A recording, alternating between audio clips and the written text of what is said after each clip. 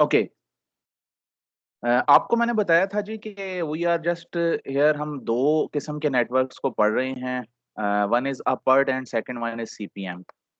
दोनों के स्ट्रक्चर को बनाने में थोड़ा सा फर्क होता है, बाकी कोई इतना खास फर्क नहीं होता। ठीक है, और वही हमने थोड़ा सा लास्ट टाइम पढ़ा था। आपको मैंने सिखाया था कि how we draw a structure of PERT और सीपीएम, कैसे हम एक्टिविटीज और नोड्स को आपस में मिलाते हैं। पर्ड के अंदर सिर्फ इतना सा होता है कि ये जो एरोज हैं इनके ऊपर एक्टिविटीज शो हुई होती हैं, जैसे ये ए एक्टिविटी, बी एक्टिविटी, सी, ई, डी, ये सब एक्टिविटीज हैं, दे आर ऑन एरो।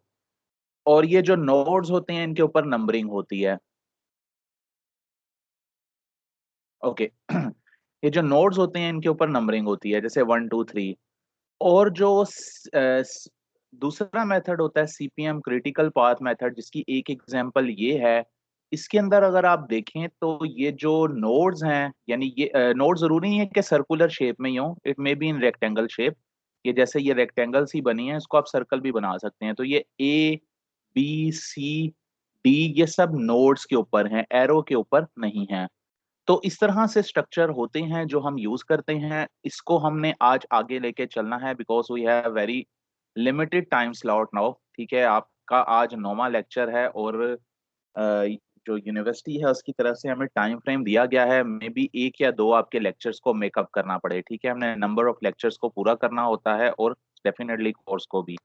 तो वो मैं आपको बताऊंगा हमने कैसे और कब करने हैं after that discussion with CR. फिलहाल मैं इसको आगे चलाता हूँ। This is the network structure. इसको ड्रा कैसे करना है आपने पहले ही सीख लिया है। ठीक है, मैं अब इसकी ज्यादा डिटेल में नहीं जा रहा। आई थिंक कि आप सबको आता है। तो इसमें आगे क्या चीज है वो जरा मैं आपको थोड़ा सा बताने लगूं। अगर आप इस एरो के नीचे देखें तो एक वर्ड लिखा है 5, यानी ये न्यूमेरिक एक नंबर दिया है 5। इसी तरह बी के नीचे 6 है, सी के नीचे 4 है, ई के नीचे 1 है। These are the number of days for this activity, यानी कि ए को जो है वो 5 दिन लगेंगे कंप्लीट होने में। ए को 5 दिन लगेंगे कंप्लीट होने में, बी को 6 दिन लगेंगे, सी को 4 दिन लगेंगे। ये अगर आप याद करें तो जब मैं डेटा देता था तो सम टाइम उसके साथ नंबर ऑफ डेज भी दिए हुए होते थे। ठीक है, तो इसी तरह से ई एक्टिविटी को 1 दिन लगेगा। अच्छा, ये डेज भी हो सकते हैं, वीक्स भी हो सकते हैं, मंथ्स भी हो सकते हैं, ये मेंशन किया होगा आपको। ठीक है, न्यूमेरिकल में। इसी तरह डी जो है, that will take 3 days, F 4 days and so on. ठीक है, और ये टोटल आई तक एक्टिविटीज जा रही हैं। ठीक है, this is the structure of PERT. Basically ये पर्ट की जो है वो उसको देखते हुए ड्रा किया गया, यानी पर्ट के मैकेनिज्म को देखते हुए ड्रा किया गया है। अब दूसरा, ऊपर कुछ टर्म्स आ रही हैं, कुछ न्यूमेरिक नंबर आ रहे हैं। अगर आप ये देखें तो जीरो का नंबर है। जीरो से मुराद है कि इस एक्टिविटी ने 0th डेट से स्टार्ट होना है, और आगे वाली टर्म का मतलब है कि इसने 5वें दिन खत्म होना है। ठीक है, इसी तरह बी एक्टिविटी ने 0 से स्टार्ट होना है और 6 days में, 6ठे दिन में यानी कि खत्म होना है। अब ये मे बी मैं यहाँ पे नंबर ऑफ डेज ले रहा हूँ, may be 6 number of weeks हो, या 6 नंबर ऑफ मंथ्स हो, या नंबर ऑफ ईयर्स हो, व्हाट्सोएवर। ठीक है ना। तो वो तो डिपेंड करता है कि प्रोजेक्ट का साइज कितना है और उसमें टोटल टाइम कितना लगना है। बट फॉर दिस, यहाँ पे अभी फिलहाल जस्ट टू एक्सप्लेन यू, मैं इसको नंबर ऑफ डेज ले रहा हूँ।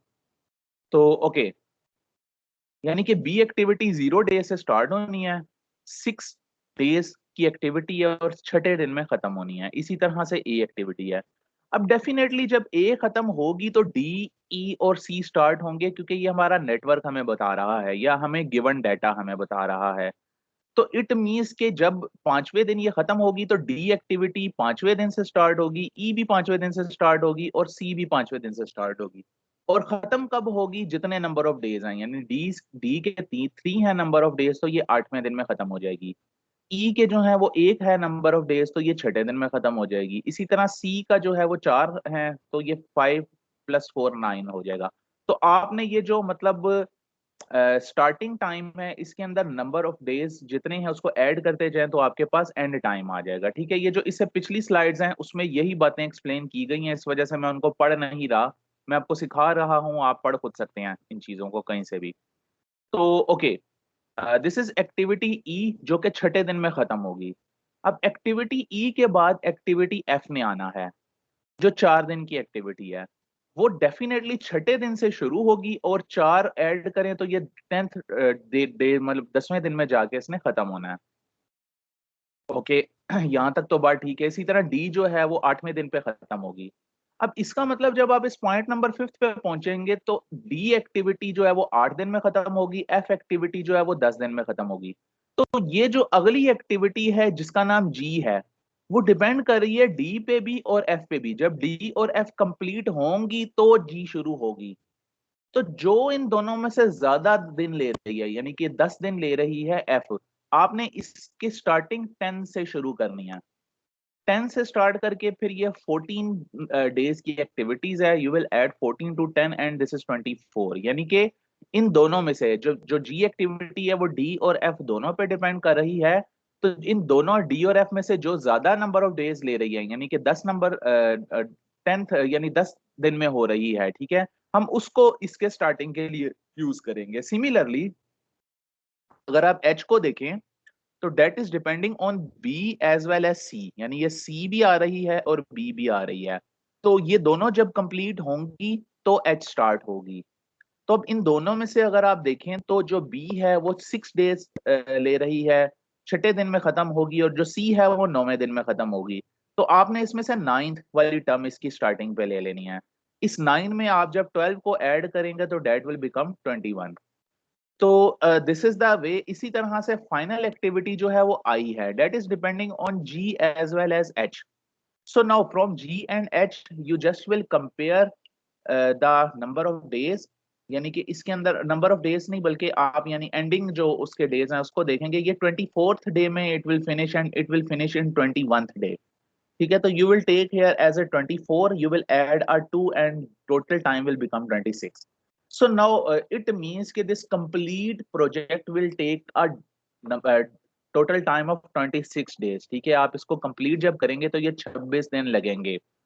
अब इस नेटवर्क का फायदा क्या हुआ? इसका फायदा ये हुआ कि हमें पता चल गया कि कुछ एक्टिविटीज पैरेलल में, जैसे ये डी जो है ये जब इधर पहुंचेगी, ठीक है ना, यानी कि ये 5वें दिन से स्टार्ट होगी और 8वें दिन पे खत्म होगी। तो ऑन द सेम टाइम ई जो है वो 5वें दिन से स्टार्ट होगी और उसके बाद एफ जब खत्म होगी तो ये 10 दिन तक पहुंचेगी। ठीक है, तो अब ये दोनों यानी कि ये ई एफ और प्लस करके और ये जो डी आपस में पैरेलल चल रही हैं, ठीक है ना। तो नंबर ऑफ 10th डे पे यहाँ पे 10 दिन जब गुजरेंगे तो ये खत्म हो जाएंगी और 10वें दिन से आगे आप आगे चलेंगे। तो इसी तरह से जब इधर से आप जी को लेके आ रहे हैं तो उसके पैरेलल में एच भी कहीं से आ रही है। तो जब ये खत्म होंगी तो यहाँ पे 24 डे हो चुके होंगे और 24 डे से आगे आप चलेंगे, 2 दिन ऐड करेंगे तो 26 दिन हो जाएंगे। तो ये जो एक्टिविटी है जिसमें हम फॉरवर्ड, इसको हम कहते हैं दिस इज फॉरवर्ड पास। और ये जो पहले वाला टाइम है इसको हम कहते हैं अर्लीस्ट स्टार्ट टाइम।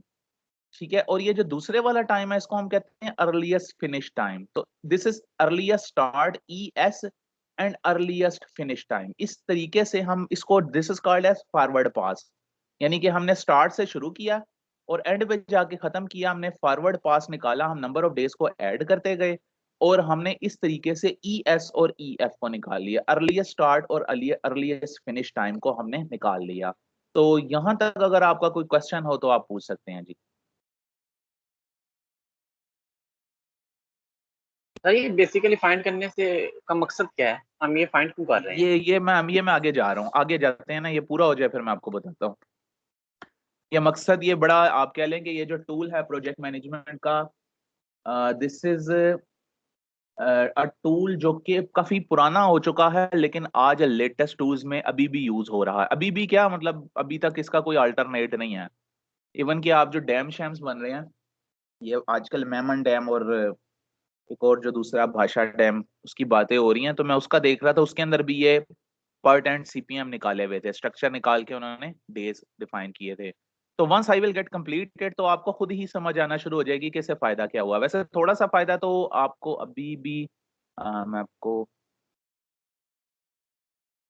दिखाता हूँ, अगर कहीं टेबल इसका बना हुआ है तो। डोंट रिमेम्बर, मेरा ख्याल है टेबल नहीं। चलिए हम आगे चलते हैं, मैं आगे खुद ही आपको पता चल जाएगा, आगे आप ये खुद ही चीजें एक्सप्लेन हो जाएंगी।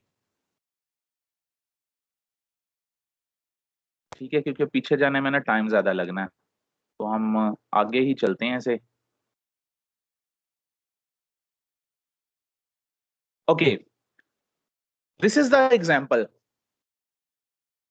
यानी कि आपके पास कुछ एक्टिविटीज हैं, अगर आप देखें ABCDEFGH, ये कुछ एक्टिविटीज हैं और ये इनके जो है प्रीडिसेसर लिखे हैं, यानी बी तब स्टार्ट होगी जब ए खत्म होगी, सी भी जो है वो ए पे डिपेंडेंट है, डी जो है वो बी पे डिपेंडेंट है। Now you have to draw its network diagram, आपको इसकी ट्रेनिंग होनी चाहिए। अब ठीक है, अगर आप नीचे जाके देखें तो एफ जो है वो बी और सी दोनों पे डिपेंड करेगा, और आगे ये इनके number of days for each activity भी लिखे हुए हैं। अब जैसे इनका भी क्वेश्चन है कि इसका फायदा क्या होता है, इसका एक छोटा सा फायदा मैं भी आपको बता देता हूँ।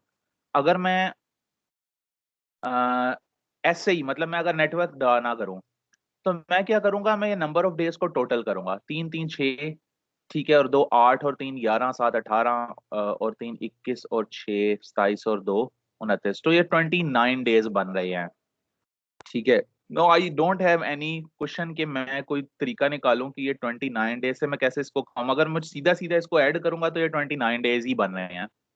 लेकिन जब मैं इसको नेटवर्क में लेके जाऊंगा, अभी मैं इसको बड़ी शॉर्ट सा आपको फायदा बता रहा हूँ, तो ये 29 डेज नहीं बनेंगे। नेटवर्क ड्रा करने का मुझे ये फायदा होगा कि जो एक्टिविटीज पैरेलल में चल रही हैं वो खुद ही एडजस्ट होती जाएंगी और नंबर ऑफ डेज कम बनेंगे, 29 डेज से कम बनेंगे। ठीक है, मैं फिर बता रहा हूँ, this is just a short benefit. अभी इसके जो मेजर बेनिफिट्स हैं वो आगे मैं आपको लेके जाता हूँ।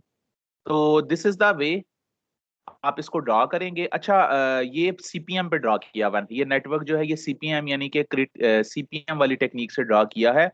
इट डजंट मैटर, आप दोनों में से जिससे मर्जी ड्रा कर लें। सीपीएम वाला जो तरीका है ये जरा थोड़ा सा आसान होता है। In the exams if you are not mentioned, तो आप इनमें से कोई भी टेक्निक अडॉप्ट कर सकते हैं, ठीक है, दोनों में से। तो now you know how to draw network, इसलिए मैं उसमें जा नहीं रहा। ए के बाद ही बी और सी ने आना है, अगर आप देखें तो, यानी कि बी और सी जो हैं ये बेसिकली ए के ऊपर डिपेंड कर रहे हैं दोनों। तो ए के बाद ही बी और सी ने आना है, और इससे ये शो हो रहा है कि जी ये जो बी है उस से आगे डी और एफ आ रहे हैं, और सी से आगे ई एच और एफ आ रहे हैं, और ये जो एफ है बेसिकली इसमें दोनों से बी और सी दोनों से लाइनें आ रही हैं। हम देख भी लेते हैं, ये जो एफ है ये बी और सी दोनों पे डिपेंड कर रहा है। ठीक है, इसी तरह ये जो जी है ये डी और ई दोनों पे डिपेंड कर रहा है। तो आपके पास ये जो डी आ रहा है और ये जो ई आ रहा है, तो ये देखें ये दोनों लाइनें यानी ये निकल के जी पे जा रही हैं। इसी तरह एच जो है उसने आना है सी के बाद, और जी और एच जो है वो लास्ट एक्टिविटीज है, और एफ भी। ठीक है, तो यानी कि एफ के बाद कोई नहीं है, कोई प्रीडिसेसर नहीं है, जी के बाद कोई नहीं है, एच के बाद कोई नहीं है। अगर इनके बाद कोई एक्टिविटी नहीं है तो डेफिनेटली इनको आप फिनिश की तरफ लेके जाएंगे। ठीक है, तो this is a complete network. तो मैं इसको थोड़ा सा एक्सप्लेन करना जा रहा हूँ। ये जो अब इसने फॉर्मेट दिया ना, इसमें ये जो आपको नीचे न्यूमेरिक नंबर नजर आ रहे हैं 3, या ये वाला 3, ये सब नंबर ऑफ डेज हैं जो हमने इसी टेबल से लिए हैं। ठीक है, इसमें इसने हमें गिवन है, ई जो है इसको 7 डेज लग रहे हैं, जी जो है उसको 6 डेज लग रहे हैं। तो जी को 6 डेज लग रहे हैं, ई जो है उसको 7 डेज लग रहे हैं। तो ये इसने नंबर ऑफ डेज, ये एक मतलब फॉर्मेट है, इसने इसको ड्रॉ किया है। तो पहले हम इसका अर्लीस्ट स्टार्ट और अर्लीस्ट फिनिश टाइम निकालेंगे। तो हम फॉरवर्ड पास में चल रहे हैं, तो ये है जी अर्लीस्ट स्टार्ट और अर्लीस्ट फिनिश टाइम। यानी ये ऊपर जो न्यूमेरिक नंबर है, ये एक्टिविटी डेफिनेटली 0 से स्टार्ट होगी, 3 डेज लगेंगे, 3 पे खत्म होगी। बी एक्टिविटीज 3 डेज से स्टार्ट होगी, 3 दिन की है, 6 दिन। इसी तरह सी जो है वो भी 3rd डे से स्टार्ट होगी, 2 दिन की एक्टिविटी है, it will end at 5 days, यानी कि 5वें दिन में खत्म हो जाएगी। अब सिमिलरली 5वें यानी कि सी से आगे ई और एफ दोनों आ रही हैं। अब अगर आप ई को देखें तो ये 5th डे से स्टार्ट, यानी इसका जहां एंड हो रहा है इसका वहां स्टार्ट होगा। 7 डेज ऐड करें तो 12 बन जाएगा। ठीक है, इसी तरह ये जो डी है ये बी से आ रही है, तो ये 6 से स्टार्ट होगी, 3 डेज ऐड करें तो 9 बन जाएगी। लेकिन अब ये जो एफ है ना, ये दोनों पे डिपेंड कर रही है, ये बी पे भी डिपेंड कर रही है और ये सी पे भी डिपेंड कर रही है। तो इन दोनों में से जो बड़े वाला नंबर है, यानी कि इसका 6 है और इसका 5 है, तो यू विल टेक हेयर 6। 6 के अंदर 3 ऐड करेंगे तो 9 आ जाएगा। सिमिलरली अगर आप इस जी को देखें तो it is depending on the age well as ई। तो इसमें जो लार्जेस्ट नंबर है वो 12 है। तो जब आप 12 को लेंगे, 6 को ऐड करेंगे, इट विल बी 18। ठीक है, और फाइनली फिर ये सब फिनिश की तरफ जाएंगी। तो this is a earliest start and earliest finish time, E s and E F, ये हमारा फॉरवर्ड पास है, हम फॉरवर्ड गए हैं। अब इसके बाद मैं आपको रिवर्स पास दिखाने लगा हूं, ठीक है। रिवर्स पास कैसे निकालना है आपने, अच्छा पहले मैं आपको एक बेनिफिट तो बताता चलूं। अगर आप गौर करें तो इस सारे प्रोजेक्ट में जो एंड हो रहा है उसमें 18 डेज में एंड हो रहा है, ठीक है। यानी कि एच एक्टिविटी तो 7 दिन में खत्म हो जाएगी और एफ एक्टिविटी 9 दिन में खत्म हो जाएगी, ठीक है। लेकिन हमारी जो जी एक्टिविटी है वो 18 डेज तक जा रही है, तो टोटल हमें डेफिनेटली जब तक जी नहीं खत्म होगी हम प्रोजेक्ट को फिनिश नहीं कर सकते। तो हमारे टोटल जो फाइनली जो सबसे बड़ा नंबर आ रहा है वो 18 डेज आ रहा है। तो 18 डेज अगर मैंने वैसे ऐड किया था आपके सामने इन नंबरों को तो वो तकरीबन 29 बन रहा था। तो नेटवर्क ड्रा करके मुझे पता चला कि नहीं जी ये काम तो 18 दिन में हो जाएगा, ठीक है। तो पहला तो आपको ये फायदा नजर आ गया नेटवर्क ड्रा करने का।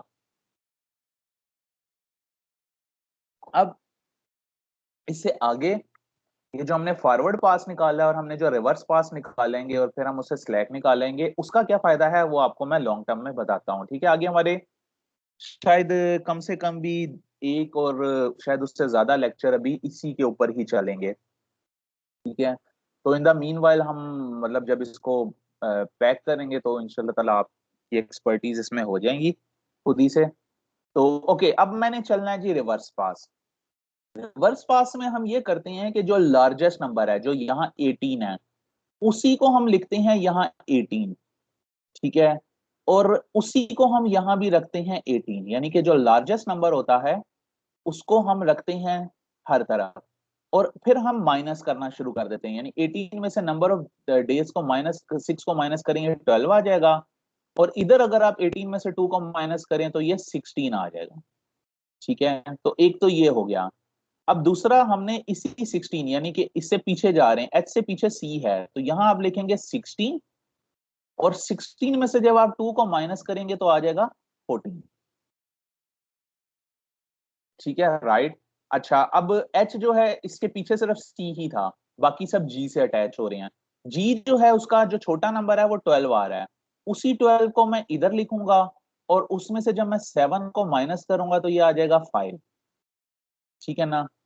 ओके अच्छा सॉरी एक और चीज है, ये जो एफ है ये भी फिनिश हो रहा था तो एफ में भी आप यहाँ 18 ही लिखेंगे डेफिनेटली, ठीक है ना। यानी ये तीनों जो हैं ये फिनिश की तरफ जा रहे थे, तो लार्जेस्ट नंबर 18 था, तो 18 में से जब आप 3 निकालेंगे तो इधर आ जाएगा 15। ओके, पीछे चलते हैं, जी से जरा आप पीछे जाएं, जी जो है वो डी अटैच हो रहा है। तो आपने क्या करना है, जी का 12 लेना है इधर, और 12 में से जब आप 3 निकालेंगे तो ये आ जाएगा 9,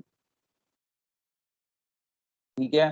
तो ये अब हमारे पास सारे पास आ गए, ये अब मैं रिवर्स में चल रहा हूं, मतलब ये नीचे भी मेरे पास वैल्यूज आती जा रही हैं। मैं जरा एक स्लाइड आगे जाऊं तो ये सारी कैलकुलेशन हुई हुई है, ठीक है ना। वही चीज है, 18 आपने लिया, 18 आपने लिया और 18 आपने लिया, इसमें से यही नंबर ऑफ डेज माइनस किए, ये 16 आ गया, ये 12 आ गया, 6 माइनस किया तो, ठीक है ना। और इधर 3 माइनस किया तो 15 आ गया। तो इस तरह से हम रिवर्स पास में चल रहे हैं। इसी तरह इधर का 12 पकड़ के आपने इधर लिखा और इसमें से 3 माइनस किया तो 9 आ गया। लेकिन अब आगे एक कहानी आपको और समझानी है, वो मैं दोबारा चले इधर जाता हूँ इसी स्लाइड पे। अगर आप बी को देखें तो अब ये दो साइड से आ रहा है, डी से भी आ रहा है और एफ से भी आ रहा है, ठीक है। तो एक नंबर हमारे पास यहाँ पे 9 है और एक नंबर हमारे पास यहाँ 15 है, यानी एक 9 है और एक 15 है। तो इसमें से जो स्मॉलेस्ट नंबर है ना वो आपने इधर लिख देना 9। इन 9 और 15 में से जो स्मॉलेस्ट नंबर है वो आपने इधर लिख देना है 9, ठीक है। ये 9 आ गया, यानी ये 9 और 15 में से। अब इस 9 में से जब आप 3 माइनस करेंगे तो डेफिनेटली इधर आ जाएगा 6। सिमिलरली अच्छा ये ना ये जरा गलत हुआ है, मैं इसको जरा दोबारा देख लूं, यहाँ पे गलती हुई है। इसकी वजह ये है कि ये जो सी जो है ना ये मैंने सिर्फ एच से अटैच किया है, बट एक्चुअली ये एच पे भी डिपेंड कर रहा है, ये ई से भी आ रहा है, ये 9 से भी इससे एफ से भी आ रहा है। ये तीन यानी ये 3 एरोज हैं, 1 2 और 3 एरोज हैं। तो हमें इन तीनों में से जो स्मॉलेस्ट वैल्यू है ना वो लेनी है। अब ये वैल्यू 16 है, ये वैल्यू 5 है, ये 15 है, तो ये हम 16 नहीं लेंगे बेसिकली, मैं काट रहा हूं, इधर हम लेंगे 5, ठीक है। और 5 में से जब हम 2 को माइनस करेंगे तो ये आ जाएगा 3, ठीक है। तो मैं एक स्लाइड आगे जाके आपको दिखाता हूँ, this is 5 and this is 3, right. अब इसी तरह जो ए है उसके दो रास्ते आ रहे हैं, बी से भी आ रहा है और सी से भी आ रहा है, तो इनमें से जो भी स्मॉलेस्ट वैल्यू है जो डेफिनेटली 3 है वो हम 3 इधर लेंगे, ठीक है। तो 3 में से जब हम 3 को माइनस करेंगे तो ये 0 आ जाएगा। ये इस चीज को हम कहते हैं जी, ये हम चले हैं reverse pass, that is called as reverse pass, यानी एक दफा हम फॉरवर्ड चले थे और अब हम चले हैं रिवर्स। तो अब अगर आप देखें तो हमारे पास दो किस्म के यहाँ टाइम आ गई हैं, एक ऊपर वाले पे लिखा हुआ है जिसको हमने अर्लीस्ट स्टार्ट और अर्लीस्ट फिनिश टाइम का नाम दिया था, एक नीचे वाले हिस्से पे लिखा हुआ है, इसको हम कहते हैं लेटेस्ट स्टार्ट और लेटेस्ट फिनिश टाइम, ठीक है ना। फॉरवर्ड पास में चलते हुए जब आपके दो यानी कि एक ब्लॉक दो ब्लॉक्स पे डिपेंड कर रहा है तो आप उनमें से बड़ी वैल्यू लेते हैं, लेकिन रिवर्स चलते हुए जब आप दो ब्लॉक्स में से एक ब्लॉक लेके आ रहे हैं तो आप छोटी वैल्यू लेते हैं, ठीक है। जो ऊपर वाले यानी फॉरवर्ड चलते हुए टाइम आते हैं उनको हम कहते हैं earliest start ES and earliest finish, और जो रिवर्स चलते हुए हमारे पास आते हैं उनको हम कहते हैं जी लेटेस्ट स्टार्ट यानी कि LS एंड LF यानी कि लेटेस्ट फिनिश टाइम। तो ये हमारे पास 4 किस्म के टोटल टाइम आ जाते हैं। अगर आप इस बार को देखें तो आपको सारी चीजें क्लियर हो जाएंगी। जो ऊपर वाले हैं पोर्शन इसके अंदर अर्लीस्ट स्टार्ट और अर्लीस्ट फिनिश है, और नीचे वाले जो हैं उनमें लेटेस्ट स्टार्ट और लेटेस्ट फिनिश है। तो ये इसको आप यहाँ पे लिख सकते हैं हर एक्टिविटी के लिए, यानी a activity B C D E F G H total activities थी, उनके अर्लीस्ट स्टार्ट और अर्लीस्ट फिनिश, लेटेस्ट स्टार्ट और लेटेस्ट फिनिश टाइम हमने लिख ली है। आगे स्लैग क्या होता है वो मैं आपको अभी बताता हूँ। अगर आपने कोई चीज इसमें से पूछनी हो तो आप पूछ सकते हैं। मैं एक दफा इसको एंड शो करके चीजों को डिस्कार्ड करूं ताकि आपको सही क्लियर नजर आता रहे।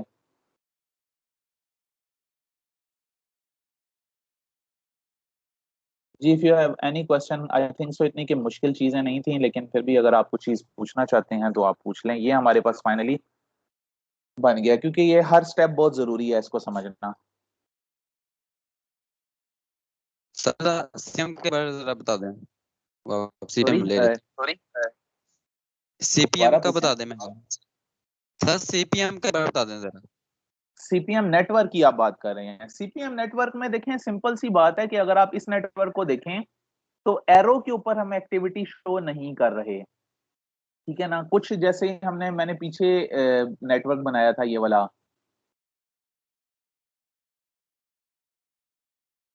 जो अभी मैंने एक एग्जांपल पहले दी व्हाइट कलर की जो आ रही थी लाइट, ये वाली, ठीक है। इसके अंदर आप एक्टिविटी एरो के ऊपर शो कर रहे हैं, ठीक है। तो अगर आप एक्टिविटी को एरो के ऊपर शो कर रहे हैं तो इसको हम कहते हैं पर्ट, ठीक है। ये सिर्फ ड्रॉ करने में फर्क होता है, और एक फर्क और होता है वो मैं आगे आपको बताऊंगा, ठीक है ना। लेकिन बहरहाल कोई भी डिफरेंस बहुत ज्यादा कोई मैटर नहीं कर रहा होता, ठीक है। आप इनमें से जो मर्जी टेक्निक यूज कर लें, इसके अंदर हमने एरो के ऊपर ये एच को शो किया है, एरो के ऊपर इस डी को शो किया, एरो के ऊपर ई को शो किया, ठीक है। तो this is called as PERT. लेकिन अगर मैं इन्हीं एक्टिविटीज को इन बॉक्सेस के ऊपर शो करूं, जैसे कि अब मैंने एरो पे कुछ नहीं लिखा, एरो खाली है, ठीक है। तो इस नेटवर्क को हम कहते हैं this is a CPM network, this is a CPM network. आप इन दोनों में से जो मर्जी ड्रा कर लेते हैं, सिर्फ ड्रा करने में फर्क होता है और एक छोटा सा फर्क और होता है, but that doesn't matter too much, वो हम लेटर ऑन डिस्कस करेंगे। बाकी आप सीपीएम नेटवर्क यानी ये जो नेटवर्क ड्रा हुआ है, अगर आप ये कर लें तो आपको आसानी होगी मेरे ख्याल में, ठीक है ना। तो अगर तो मेंशन है आपको पेपर में कौन सा आपने नेटवर्क यूज करना है, डेफिनेटली फिर तो आप वही अडॉप्ट करेंगे, बट मोस्ट प्रोबेबली शायद ये मेंशन नहीं होगा, तो फिर आप दोनों में से जो मर्जी अडॉप्ट कर लें। तो वैसे इसका तो हमने एओए और एओएन कहा था, activity on arrow and activity on node. जी जी बिल्कुल। ये वही चीज हो जाएगी। ये एक्टिविटी और नोड ही है ना। ये है ना, ये ठीक। जो ये बना हुआ है बॉक्स, ये नोड है बेसिकली। इसको आप चाहे सर्कल में बना लें चाहे नोड, वैसे होता है ये सर्कल में आमतौर पे, शेप इसकी सर्कल ही होती है जो स्टैंडर्ड ली जाती है, but it's okay, different formats आते हैं। दिस इज नोड, ठीक है। और ये जो है ये एरो है। तो एक्टिविटी ऑन नोड ये सीपीएम है, और एक्टिविटी ऑन एरो जो हमने पढ़ी थी वो आपका पर्ट था। तो सर जो एओएन है उसमें डॉटेड लाइन आती है या आती ही नहीं है? डॉटेड लाइन आ सकती है, बिल्कुल आ सकती है, आएगी आगे। सीपीएम में। जी जी आ सकती है, डमी एक्टिविटी की आप बात कर रहे हैं ना, आ सकती है, वो तो किसी में भी आ सकती है। ठीक है सर, बहुत शुक्रिया। ओके जी, ये थे जी हमारे earliest start and earliest finish. अब बड़ी आसानी से आपने एक चीज देखनी है, मैं इसी पे दोबारा, बल्कि मैं दोबारा एंड शो करके इसको डिस्कार्ड करता हूं ताकि जरा ये क्लियर रहे। अब बड़ी आसानी से आपने काम करना है और बड़ा आसान काम हो गया है। अगर इतना काम आपको आ गया है तो आगे काम बड़ा आसान है। आपने बस ये देखना है कि ये जो ऊपर वाला टाइम है यानी अर्लीस्ट स्टार्ट और अर्लीस्ट फिनिश, और नीचे वाला जो टाइम है लेटेस्ट स्टार्ट और लेटेस्ट फिनिश, कुछ में ये सेम आ रहे हैं। जैसे एक्टिविटी ए है, इसमें ये सेम है, ठीक है। जैसे एक्टिविटी सी में ये सेम है, जैसे एक्टिविटी ई में ये सेम है, ठीक है। आपने इनको फाइंड आउट कर लेना है। जैसे एक्टिविटी जी में ये सेम है और देन फिनिश तक ये जा रहा है, ठीक है ना। बाकी अगर आप एक्टिविटीज देखें तो इनमें ये सेम नहीं है, इनमें ये डिफरेंट है, यानी कि ऊपर वाला टाइम और नीचे वाला टाइम डिफरेंट है। तो आपने इस पाथ को देखना शुरू करना है, ए से सी, ठीक है, और फिर सी से ई, और फिर ई से जी, और जी से फिनिश तक, ठीक है। यहां मैं लिख देता हूं ए से सी, सी से ई, ठीक है, ई से जी, एंड देन फिनिश तक, ठीक है। ये स्टार्ट भी आप शुरू में लिख लें तो अच्छा है, finish.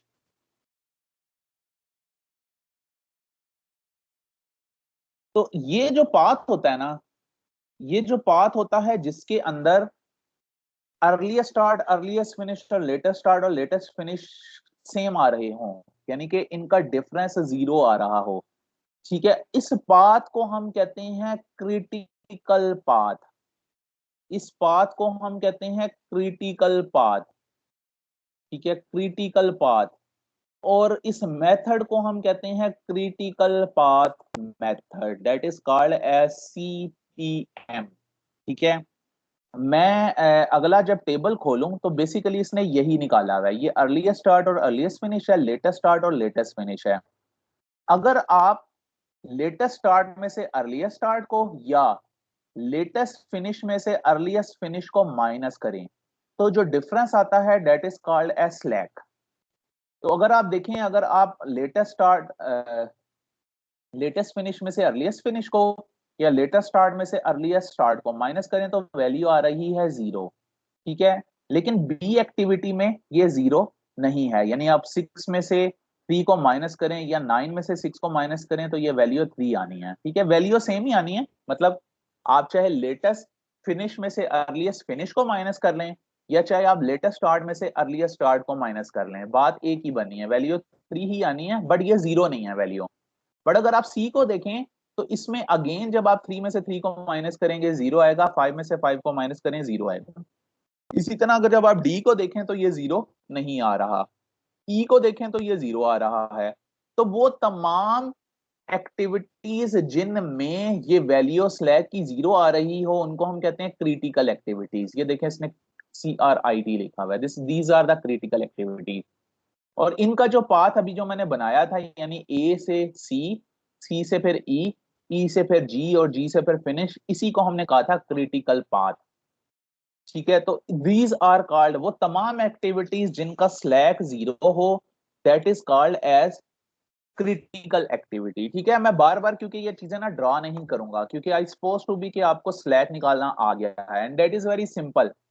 You will be given a table or activities, you will just draw a network diagram, ठीक है। You will calculate the earliest start and earliest finish, you will be given number of days of each activity and then you will calculate latest start and latest finish and their difference will be a slack. So this is the point up till when you will reach the slack you will find the critical path, ठीक है। तो this is the कि आप final तो नहीं कह सकते इसके बाद अभी बहुत, क्योंकि अभी तो ये नेटवर्क में अगेन मैं आपको बताऊं, जैसे भाषा डैम का हम एक जब स्टार्ट कर देते हैं एक चीज को, और अगर हम एज पर प्लान चलें, ये पहली बात है कि अगर हम एज पर प्लान चलें, क्योंकि ये भाषा डैम डेफिनेटली बातें तो हम पिछले कई सालों से सुन रहे थे, तो अब पिछले 3-4 साल से सुना है उसके ऊपर काम हो रहा है। तो आपको उसका सीपीएम यानी कि क्रिटिकल पाथ मेथड निकालना पड़ता है, और वो क्रिटिकल पाथ मेथड ही डिफाइन करता है सारी चीजों को। जब आपके पास क्रिटिकल पाथ मेथड आ जाता है तो आपके पास वो टाइम लिमिट आ जाती है जिसके ऊपर आप सबसे अच्छी एस्टिमेशन कर सकते हैं। तो ओके, मैं इससे आगे चलता हूँ। अच्छा, ये बातें अब सारी वही बता रहा है, ठीक है। मैं अब इसके ऊपर बहुत ज्यादा, इसको आप ऐसे भी शो कर सकते हैं, सर ठीक है। जी जी सर वो जो हमने डिफरेंस फाइंड किया है पिछली साइड जी पे, जी जी सर जी वो साइड ओपन किया, ये जब हमने स्लैक फाइंड किया है तो जी जी जिसका क्रिटिकल नहीं है, कभी कोई केसेस ऐसे होते हैं जिसमें से लेटेस्ट स्टार्ट और अर्लीस्ट स्टार्ट का डिफरेंस लेटेस्ट फिनिश और अर्लीस्ट फिनिश के डिफरेंस से डिफरेंट नहीं, हो। ऐसा नहीं हो सकता, नहीं ऐसा नहीं होता। वो डिफरेंस सेम ही आना है, वो डिफरेंस और सेम ही सर आना है। वो नेटवर्क का स्ट्रक्चर आप देखेंगे, वो डिफरेंस जो हमने फॉरवर्ड और रिवर्स पास निकाला है वो डिफरेंस सेम ही आना है, ऐसा नहीं हो सकता। ठीक है, हाँ, कुछ एक्टिविटीज का स्लैक जीरो आएगा, कुछ का जीरो नहीं आएगा। आपने जिस चीज का जीरो आना है बस आपने वर्किंग उस पर करनी है, बाकी आपने छोड़ देना सब। सारी क्रिटिकल पाथ हमें क्या बताता था? वो पाथ जहां पे स्लैक जीरो होता है, जहां पे earliest start earliest finish latest start latest finish time यानी कि सेम आते हैं, that is a critical path. ठीक है, इसको मैं आगे भी एलेबोरेट करता हूँ। क्रिटिकल पाथ के ऊपर भी मैं आगे आगे हमारे सारे लेक्चर्स इसी पे चलने हैं, इसको मैं आगे फर्दर बताता हूँ कि एक्चुअली आपको और क्या क्या बता रहा होता है।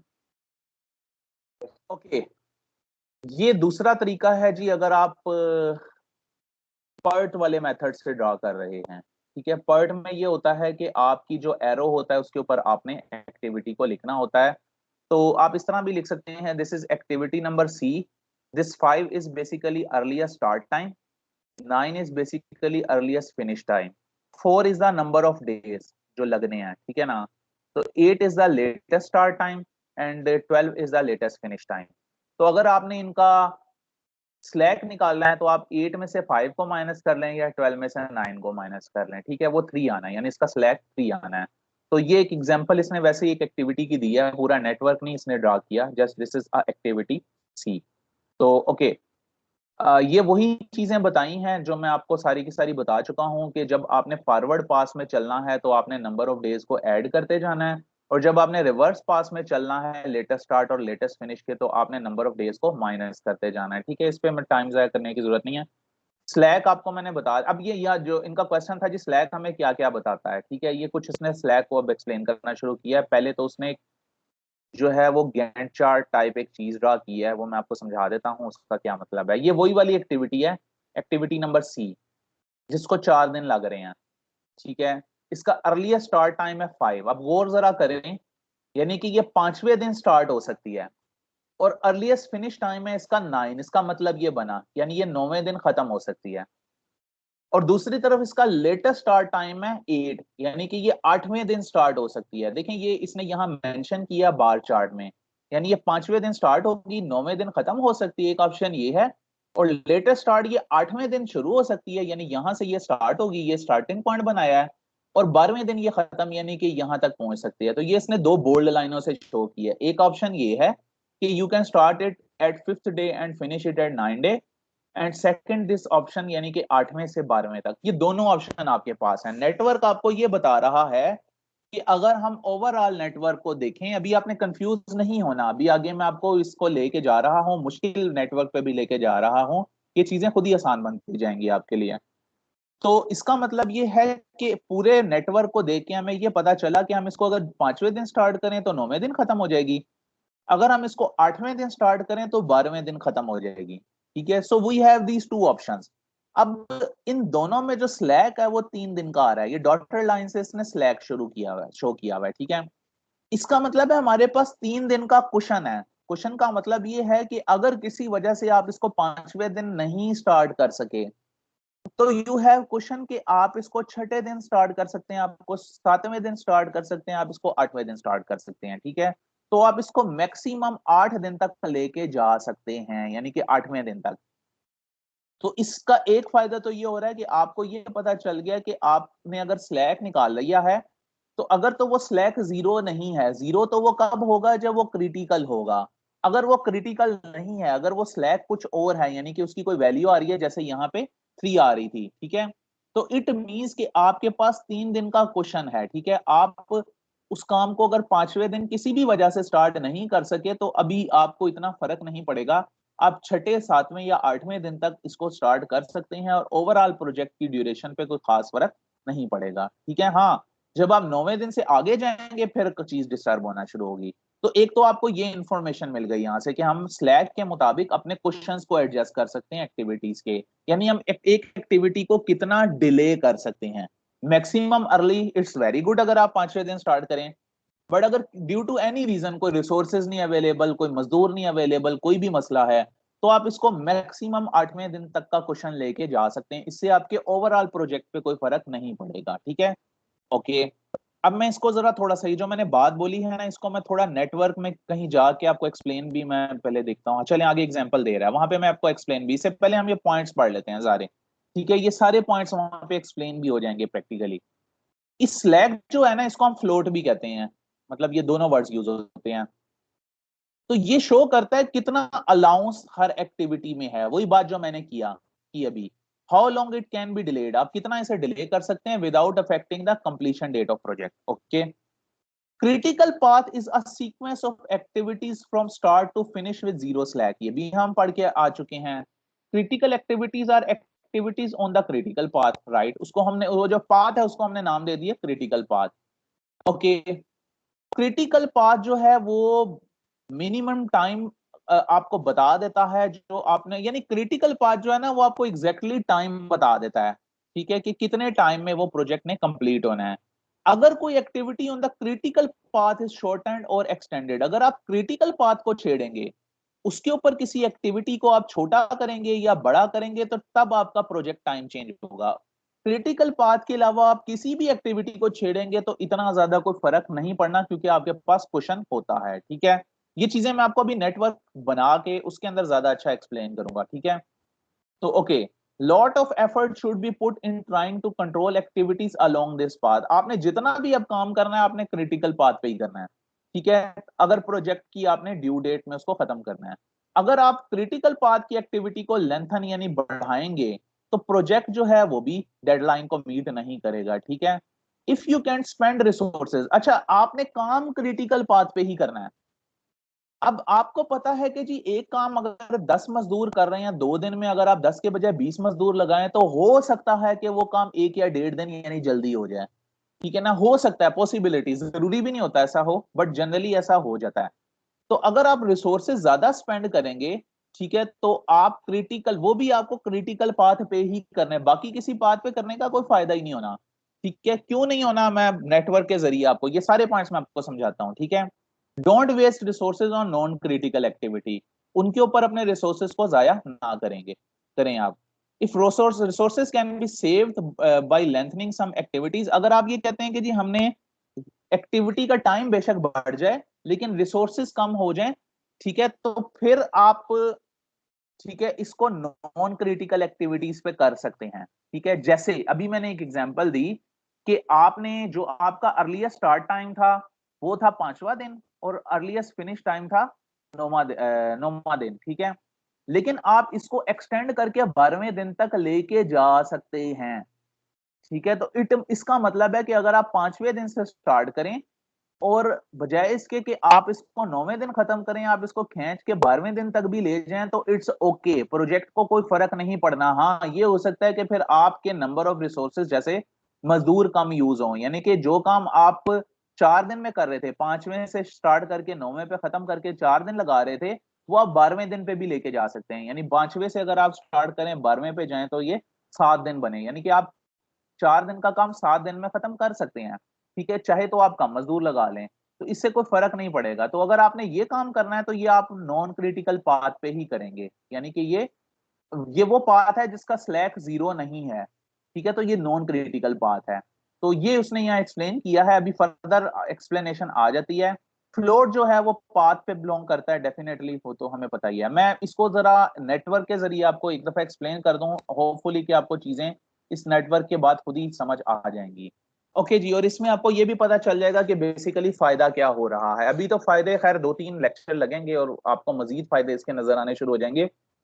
यहाँ एक्टिविटीज हैं ए से लेके आई तक, 9 एक्टिविटीज हैं टोटल, हर एक के नंबर ऑफ डेज दिए हुए हैं, और जब आप इन डेज को ऐड कर रहे हैं तो टोटल डेज बन रहे हैं 51। इनके इमीडिएट प्रीडिसेसर्स भी हैं, यानी कि सी जो है वो ए पे डिपेंड कर रहा है, डी भी ए पे डिपेंड कर रहा है, ई भी ए पे, यानी ए खत्म होगा तो ये सी डी ई शुरू होंगे। एफ जो है वो ई पे डिपेंड कर रहा है, जी जो है वो डी एफ दोनों पे डिपेंड कर रहा है। तो ये वही नेटवर्क है जो आप पढ़ के आए हैं। इसका अगर मैं नेटवर्क ड्रा करूं, जो मैं आपको बता दूं, आपने खुद ड्रा करना है एग्जाम्स में भी और वैसे भी, ठीक है। आपको शायद यही चीज, ये जो मैंने स्लाइड खोली है, मे बी ये दी जाए, मे बी ये इससे भी ज्यादा मुश्किल फॉर्म में दी जाए, ठीक है। वो मैं आपको कुछ एग्जांपल्स दे के बता दूंगा और क्या दिया जा सकता है।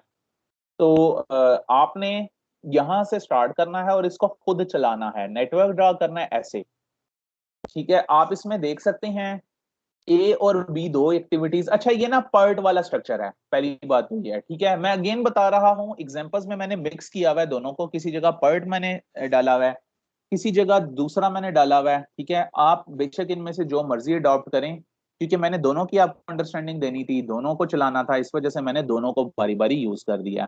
तो ये पर्ट स्ट्रक्चर है।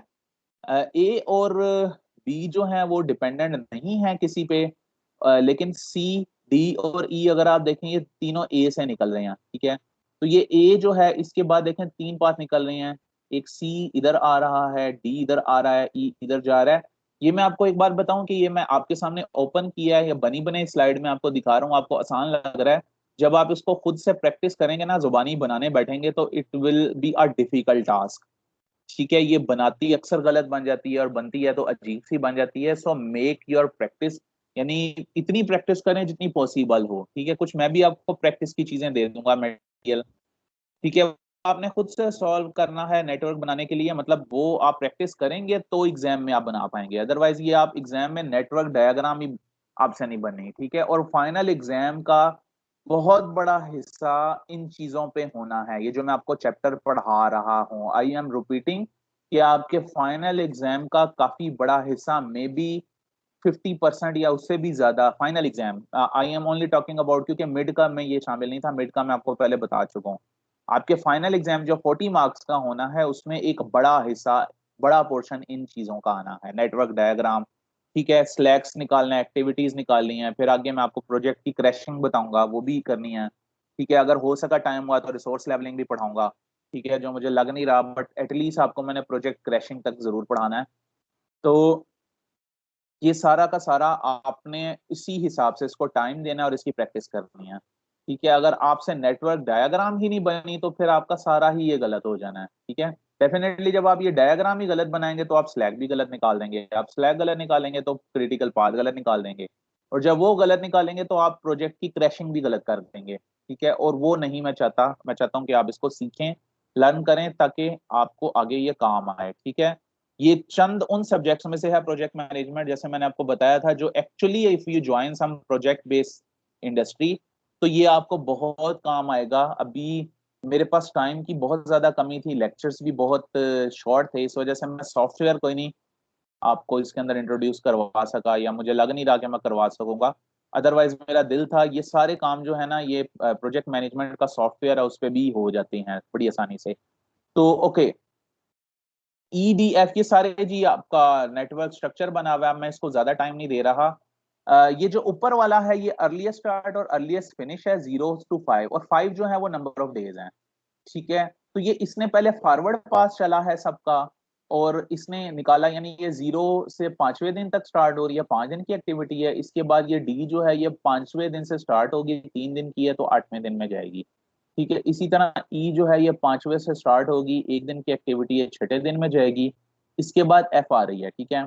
लेकिन ये जो जी है, ये डी और एफ दोनों पे डिपेंड कर रही है, तो इनमें से जो बड़ी वैल्यू है, ठीक है, और बड़ी वैल्यू कौन सी है, इधर 8 है और इधर 10 है, तो इसने फिर 10 से स्टार्ट होना है, 14 डेज की एक्टिविटी है, इट विल फिनिश एट 24। इसी तरह ये आई जो है, ये जी पे भी डिपेंड कर रहा है, ये एच पे भी डिपेंड कर रहा है। तो जी जो है वो 24th डे में खत्म हो रही है, एच 21 डे में। आपने इनमें से लार्जेस्ट वैल्यू लेनी है 24, 2 दिन की एक्टिविटी है तो ये 26 डेज में।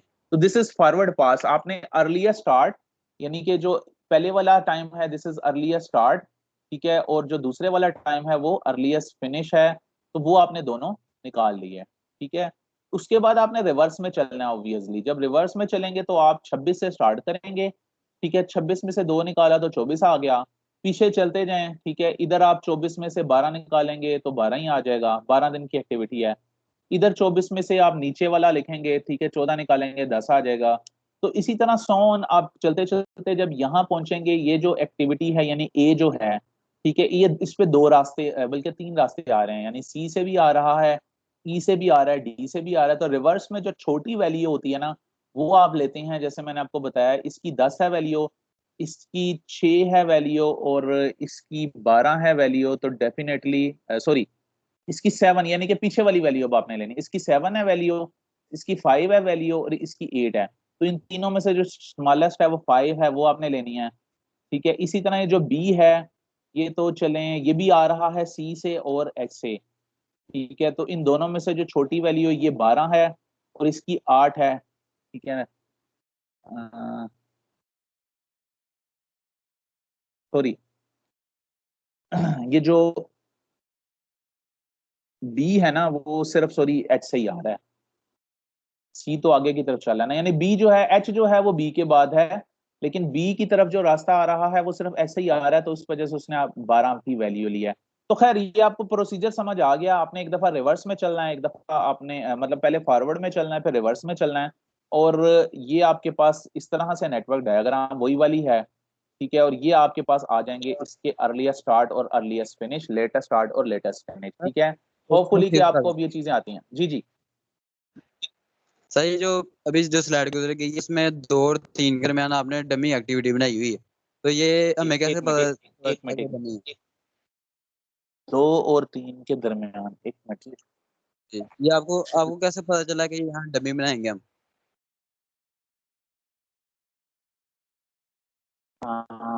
इस स्लाइड की आप बात कर रहे हैं? 2 जी और सर। 3 के दरमियान डमी कब है? ये डमी नहीं। No, it's a bold line.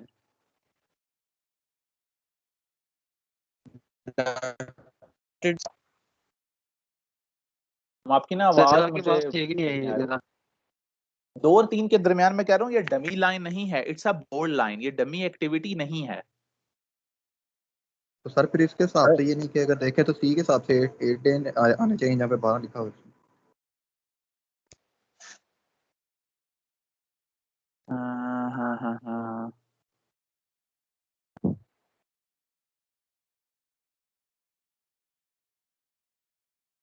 क्योंकि एच में जो है वो 12 डेज आ रहे हैं और सी में जो है वो 8 डेज हैं। जब रिवर्स में चलता है तो कम मिलते हैं। हाँ, आप जब रिवर्स में चल रहे हैं ना, आप इसको इस तरह से देखें कि ये जो 2 है ना, इससे 2 लाइनें निकल रही हैं, ठीक है। यानी ए जो है उससे आगे 2 लाइनें निकल रही हैं, डी, ई, और बल्कि 3 निकल रही हैं, सॉरी। तीन। ए से आगे 3 निकल रही हैं, सी, ई और डी, ठीक है। तो इन तीनों में से जो छोटा है वो आपने लेना है। इन तीनों में से छोटा कौन सा है? एक 7 है, एक 5 है और एक 8 है। तो आपने 5 लिया, राइट। यहां तक समझ आ गई बात, ठीक जी है। सर। लेकिन ये जो बी है ना, इसमें से सिर्फ एच ही निकल रहा है, इसमें से और तो कुछ नहीं निकल रहा, ठीक है। ए में से तो 3 निकल रहे थे ना, डी, ई और सी। इस वजह से आप उन तीनों में से जो छोटा था आपने वो लिया। लेकिन जब आप बी की बात करते हैं, इसमें से सिर्फ एच निकल रहा है, इसमें से सी नहीं निकल रहा। सी तो इसकी तरफ आ रहा है, ठीक है ना। इसमें से सिर्फ एच निकल रहा है। तो जब आप रिवर्स में चलेंगे तो आप सिर्फ एच का ही देखेंगे, यानी एच का जो स्मॉलेस्ट है वो 12 है, तो वो आपने 12 लिया है, ठीक है।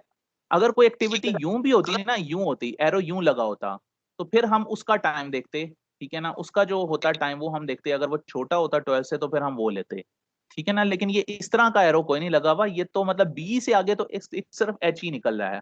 यहाँ पे अगर आप देखें तो ए से आगे 3 निकल रहे हैं, तो आपने उनमें से, यानी कि जो आगे निकल रहे हैं उनमें से आपने शॉर्टेस्ट लेना है, ठीक है। इसी तरह से अगर आप ये एग्जाम्पल देखें, यानी 0.6 पे अगर आप पहुंचे, तो बेसिकली इस इससे जो है आगे आपके पास आई आ रहा है, ठीक है। लेकिन जब आप पीछे चलें तो इसमें आपके पास 20, वहाँ ये तो सिंगल ही है, ठीक है। यानी आपने ये देखना है कि वो जो पॉइंट है, यानी ये जो 3 पॉइंट है, इससे आगे कितने पाथ निकल रहे हैं, इससे आगे तो क्योंकि एक ही पाथ निकल रहा था एच का, तो फिर आपने वो एच वाला ही स्मॉलेस्ट वाली वैल्यू लेनी है 12 यहाँ पे, ठीक है ना। इसी तरह जब आप ये 2 पॉइंट देखते हैं तो इससे आगे 3 पाथ निकल रहे हैं, तो जब 3 निकल रहे हैं तो उसमें से आपने स्मॉलेस्ट वैल्यू लेनी है जो 5 वाली है, ठीक है। क्लियर हुआ या कंफ्यूजन है अभी आपको?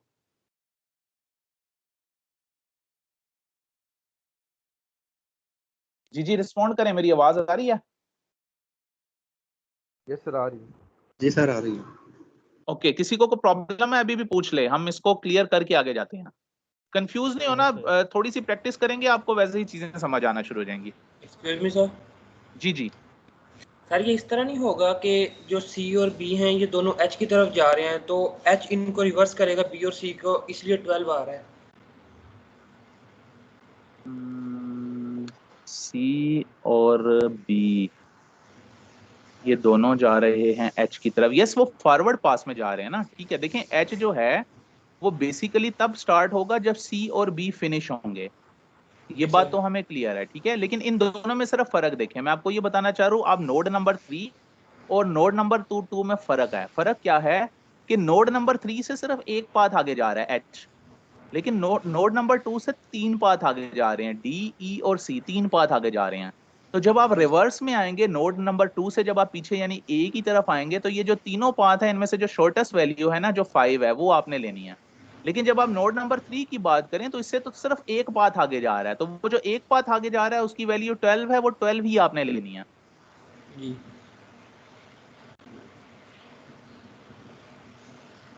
ठीक है, तो आपने ये देखना है कि वो जिस पॉइंट पे आप खड़े हैं उससे आगे कितने जो हैं वो लाइनें जा रही हैं, ठीक है ना। आपने रिवर्स पास में इसको देखना है, ठीक है।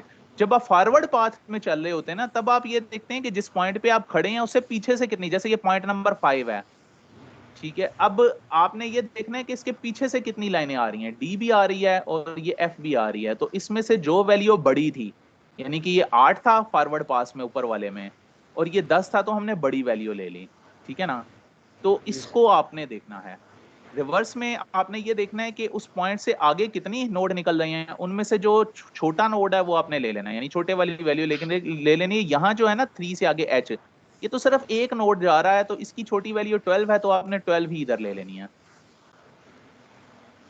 हाँ, अगर कोई इस तरह से लाइन लगी होती ना, ऐसे एक लाइन लगी होती, फिर ऐसे एक लाइन लगी होती, ठीक है, और इनके नीचे भी वैल्यू एक तरफ होती 10, एक तरफ होती 8, तो फिर हम क्या करते, ये जो छोटी वैल्यू होती 8 वो हम यहाँ ले लेते, ठीक है। लेकिन अभी फिलहाल ऐसा नहीं है।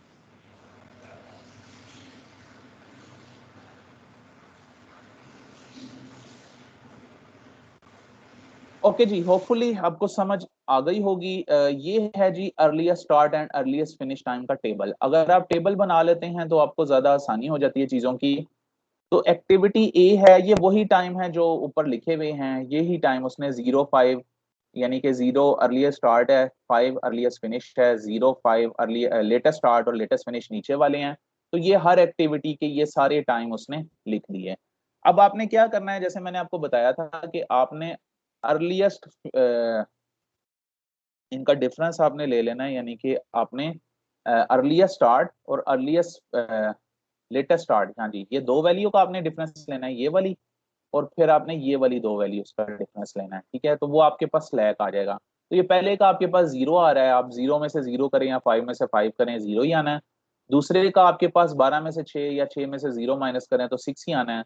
तीसरे का आपके पास 3 आना है, ठीक है, एंड सो ऑन। तो कुछ में ये स्लैक 0 आता जा रहा है, जो 0 आता जा रहा है उसमें आप क्रिटिकल पाथ को यस करते जा रहे हैं। सो वी कैन से कि ये जो ए के बाद ई के बाद एफ के बाद जी और उसके बाद आई, ए एफ यहाँ पे भी हम देख लेते हैं। चलें हम इनको कंपेयर कर लेते हैं। ये आपका क्रिटिकल पाथ है पहला, ठीक है, ए। उसके बाद आपका क्रिटिकल पाथ ये है, यानी 2 से 4 की तरफ ई, ठीक है, क्योंकि ये सेम आ रहे हैं ऊपर नीचे। उसके बाद आपका ये क्रिटिकल पाथ ऑब्वियसली 4 से 5 की तरफ, ठीक है, और जब 4 से 5 की तरफ है तो डेफिनेटली फिर ये भी होगा, ठीक है, क्योंकि ये भी सेम आ रहे हैं। और जब ये है तो फिर ये आपके पास, यानी कि ए ई एफ जी आई, ये आपका क्रिटिकल। अब देखें फिनिश की तरफ जाने के पॉइंट आप इसको ऐसे समझ लें, आप सिंपल अब नेटवर्क पे आ जाएं। यू हैव मल्टीपल पाथ, आप फिनिश की तरफ जाएं तो मल्टी आप 1 3 6 7 तक भी जाएं तो पाथ तो यहाँ से भी खत्म हो जाता है, ठीक है। आप चाहें तो 1 2 ऊपर से चले जाएं वो भी खत्म हो जाता है, लेकिन इनमें से क्रिटिकल पाथ जो है ना वो आपका है अगर आप जाएं एक यानी कि ए ई एफ जी और आई से अगर आप एंड करें तो that will be called your critical path. यानी critical path is a path on which there is a slack zero या फ्लॉट जो है उसकी वैल्यू जीरो आती है, ठीक है। तो इसके फर्दर क्या फायदे हैं वो भी हम आपको बताते हैं, यहाँ तक तो बातें पुरानी ही चल रही हैं, ठीक है।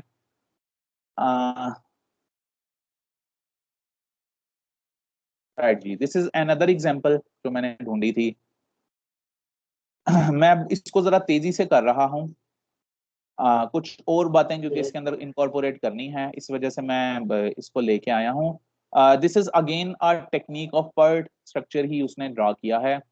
तो ये आपके सामने कुछ एक्टिविटीज हैं, ठीक है। इसकी वो फिगर नहीं दी है क्योंकि मैंने इसको बहुत डिटेल में नहीं लेके जाना, यानी कि जो आपको एक वो पूरा टेबल दिया जाता है वो नहीं बना हुआ, सिर्फ ये नेटवर्क बना हुआ है, ठीक है। और ये जो 3 है that is showing that number of days 5, ठीक है। तो एक ये पाथ चल रहा है 1 2 3 7 8 की तरफ, एक ये चल रहा है ऊपर 5 की तरफ जाके नीचे आ रहा है, एक ये चल रहा है 1 2 4 6 ये सारे, ठीक है। तो नंबर ऑफ डेज ये गिवन है।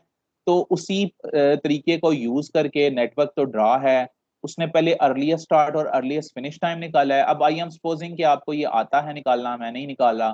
फिर उसने लेटेस्ट स्टार्ट और लेटेस्ट फिनिश निकाला है, ठीक है।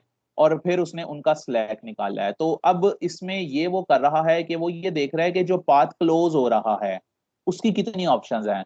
यानी अगर आप स्टार्ट से चलें तो पहली ऑप्शन आपके पास आती है जी 1 2 3 5 7 8, 1 2 3 5 7 8, यानी जो क्लोज लूप है इसको आप सिंपल कह सकते हैं कि क्लोज लूप कितनी है। तो एक तो आपके पास ये आता है, और जब इसने डेज काउंट करता है ना इसके तो वो आते हैं 22 डेज, यानी कि 3 5 8 4 12 और 7 19 और 3 22, ठीक है। तो ये 22 अगर आप इस पाथ से चलें, ठीक है, तो ये आते हैं 22 डेज।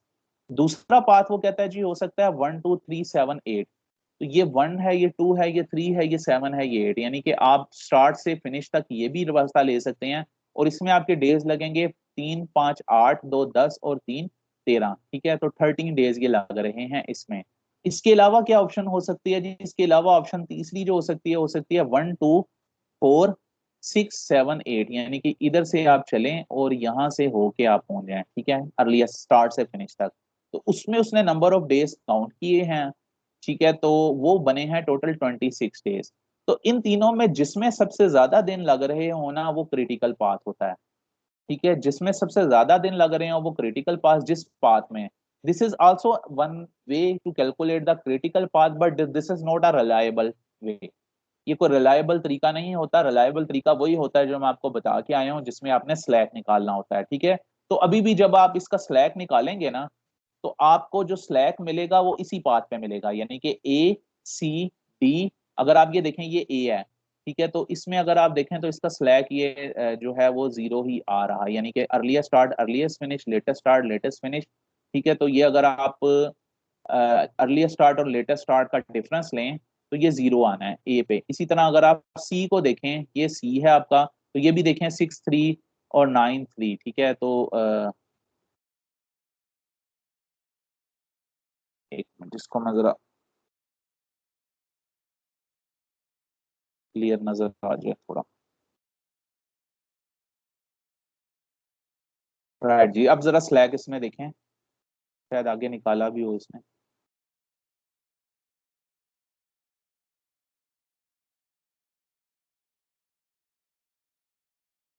ओके, आपने लेटेस्ट स्टार्ट और अर्लीस्ट स्टार्ट, ठीक है, या अर्लीस्ट फिनिश और लेटेस्ट फिनिश, इनका आपस में डिफरेंस देखते जाना है। तो अगर आप एक्टिविटी ए को देखें तो लेटेस्ट स्टार्ट और अर्लीस्ट स्टार्ट का डिफरेंस जो है वो जीरो ही आ रहा है। अगर आप बी को देखें तो वो जीरो नहीं है, लेकिन अगर आप सी को देखें तो 3 में से 3 माइनस करें तो ये जीरो ही आना है, ठीक है। अगर आप डी को देखें तो ये 9 है, इसमें से अगर आप 9 को माइनस करें या आप 18 में से 18 को माइनस करें, बात एक ही है, तो ये जीरो ही आना है, ठीक है। इसी तरह जब आप ई को देखते हैं तो ई जो है वो आपका 12 में से 8 गया, 4 0 नहीं आ रहा, ठीक है। तो जब आप एफ को देखते हैं, एफ में आपके पास 21 में से 8 आप निकालें तो वो भी 0 नहीं आ रहा। लेकिन अगर आप जी को देखें तो ये 18 में से 18 को अगर आप निकालें तो ये 0 ही आ रहा है, ठीक है। इसी तरह आप एच को देखें तो आप 16 में से 12 को निकालें तो ये 4 आ रहा है, 0 नहीं आ रहा। लेकिन अगर आप आई को देखें तो ये 23 में से 23 आप निकालें तो ये 0 ही आ रहा है। तो ये पाथ आपको स्लैक के थ्रू भी वही मिलना है, and this is the best way. आपने हमेशा स्लैक निकाल के ही क्रिटिकल पाथ निकालना है। बट यहाँ जो ये एग्जांपल है, इसमें बताने का मकसद ये है कि जो क्रिटिकल पाथ होता है ना, उसमें लॉन्गेस्ट टाइम होता है, सबसे ज्यादा डेज वही ले रहा होता है, ठीक है ना। तो जो longest path usually, not necessarily, हो सकता है कि तमाम पाथ का डिफरेंस जो है वो नंबर ऑफ डेज सेम भी आ रहे हो, समटाइम ये भी हो जाता है। सो इसीलिए मैं कह रहा हूँ कि आपने तरीका स्लैक वाला ही यूज करना है। बट जनरली ऐसा होता है कि जो पाथ में सबसे ज्यादा डेज बन रहे होते हैं वो क्रिटिकल पाथ पे ही बन रहे होते हैं, ठीक है। तो ये इसने स्लैक उन एक्टिविटीज का निकाला है जो क्रिटिकल नहीं है। तो अच्छा, अब यहाँ से जो चीज वो ये समझाना चाह रहा है, जो मैं समझाना चाह रहा था, बल्कि जिसको मैंने लिया है वो ये लिया है कि ये वो एक्टिविटीज हैं जिनका स्लैक 0 नहीं है, यानी कि ये जो नॉन क्रिटिकल एक्टिविटीज हैं। तो इसमें मकसद ये है कि ये जो बी है एक्टिविटी, इसमें 4 दिन का स्लैक है, ई में भी 4 दिन का स्लैक है, एफ में 13 दिन का है, और एच में 4 दिन का है। अब आपको मैं समझाना जो चाह रहा हूँ वो ये चाह रहा हूँ कि मैं जरा इन एक्टिविटीज को देख लेता हूँ। मैं एक दफा ना जरा फिर इसको मैं डिस्कार्ड करके जरा, ताकि क्लियर नजर आ जाए, जो मैं यहाँ से चीज आपको थोड़ी सी अंडरस्टैंड कराने की कोशिश करता हूँ।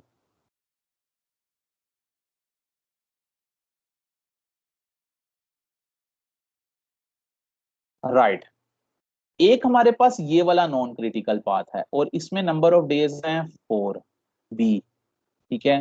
दूसरा हमारे पास ई है जी, where is e, this is e, इसमें भी 4 है। दूसरा हमारे पास एफ है जिसमें हमारे पास 13 है फ्लैग, ठीक है। और चौथा हमारे पास एच है जिसमें 4 है। राइट, अब जरा देखें, स्लैग का मतलब पता है क्या है? स्लैग का मतलब ये है कि आपके पास 4 दिन का क्वेश्चन है इसमें बी एक्टिविटी में, यानी आप ए से चलें। अब आपका जो क्रिटिकल पाथ है ना वो ये है, ठीक है, ये जो मैंने लाइन ड्रा किया है। आप ए ने तो 3 दिन लेने हैं, ठीक है जी, ये तो क्रिटिकल पाथ पे आता है, इसको मैं चलें सर्कल भी कर देता हूँ, ये क्रिटिकल पाथ पे आता है, ये भी क्रिटिकल पाथ पे आता है, ठीक है। इसी तरह ये भी क्रिटिकल पाथ पे आ रहा है, डीवी, ठीक है, ये तो हमें पता चल गया। अब अगर आप बी को देखें तो बी के अंदर आपके पास 4 दिन का क्वेश्चन है, यानी कि आप इसका अर्लीस्ट स्टार्ट तीसरे दिन से शुरू होना है और अर्लीस्ट फिनिश 8वें में खत्म होना है, लेटेस्ट स्टार्ट 7वें पे होना है और लेटेस्ट फिनिश जो है वो 12 दिन पे होना है। तो इसका मतलब है कि आपके पास बी एक्टिविटी में, ये जो बी एक्टिविटी है इसमें आपके पास 4 दिन का क्वेश्चन है, यानी आप चाहें तो इसको बेसिकली जितने दिन पे आप खत्म, यानी बी को आप कितने दिन पे खत्म कर रहे हैं, आप 8वें दिन पे खत्म कर रहे हैं। आप 8वें दिन पे करने के बजाय बेशक इसको आप 12वें दिन पे खत्म करें। क्यों? क्योंकि अगर आप बी को जल्दी भी खत्म कर लेते हैं तो फर्क कोई नहीं पड़ना, जब तक ये क्रिटिकल पाथ की बाकी एक्टिविटीज पूरी नहीं होंगी आप आगे तो चल ही नहीं सकते। या चलें इसको इस तरह भी देख लें, ये बी जो है ये 5 दिन ले रहा है और एफ जो है ये 2 दिन ले रहा है, तो टोटल कितने हो गए? 7।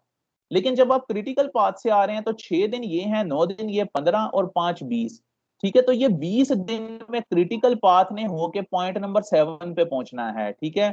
लेकिन अगर आप इधर से चलेंगे यानी कि बी और एफ को देखेंगे तो ये 7 दिन में पहुंच जाएगा, ठीक है ना।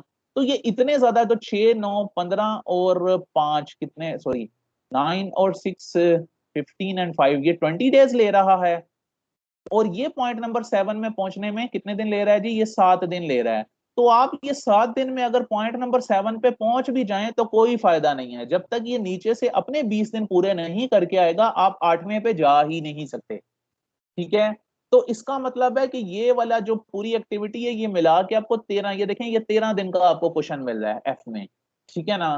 तो आप चाहें तो आप जो मर्जी करें, आप ये बी और एफ को 7 दिन जो लग रहे हैं आप इसको जल्दी भी कर लें तो फायदा कोई नहीं होना, ये काम रुक जाना। यहाँ जो आपके बंदे काम कर रहे थे मजदूर, उन्होंने फारिग बैठ जाना है, ठीक है। जब तक ये पाथ पूरा होके 20 दिन पूरे नहीं करेगा इन्होंने रुके रहना है।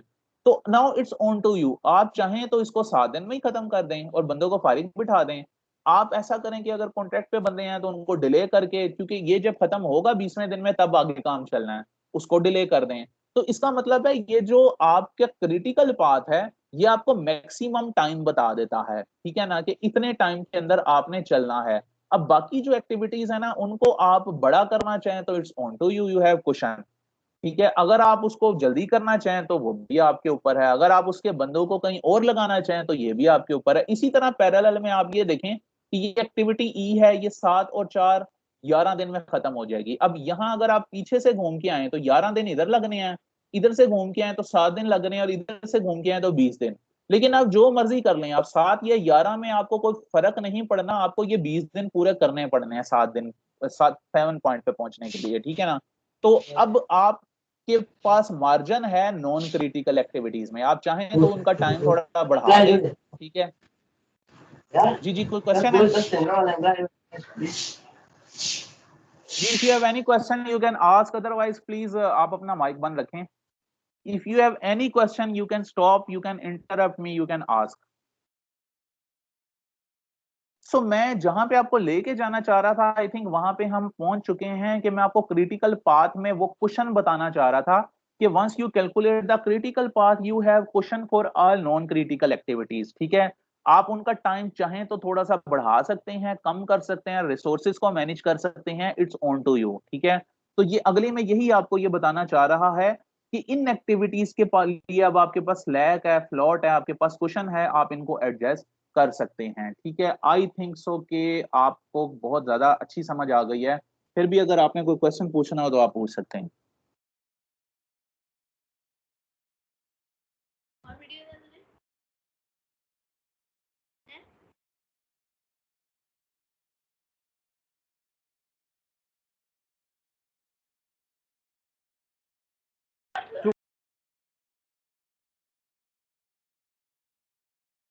अस्सलाम वालेकुम सर।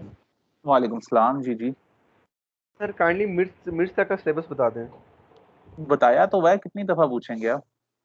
सॉरी सर, उस टाइम में शायद याद अवेलेबल नहीं था। अभी तो मिड बड़े दूर हैं, आपका तो जुलाई में जाके काम शुरू होना है ना, अभी इतनी क्या टेंशन आपको पड़ गई?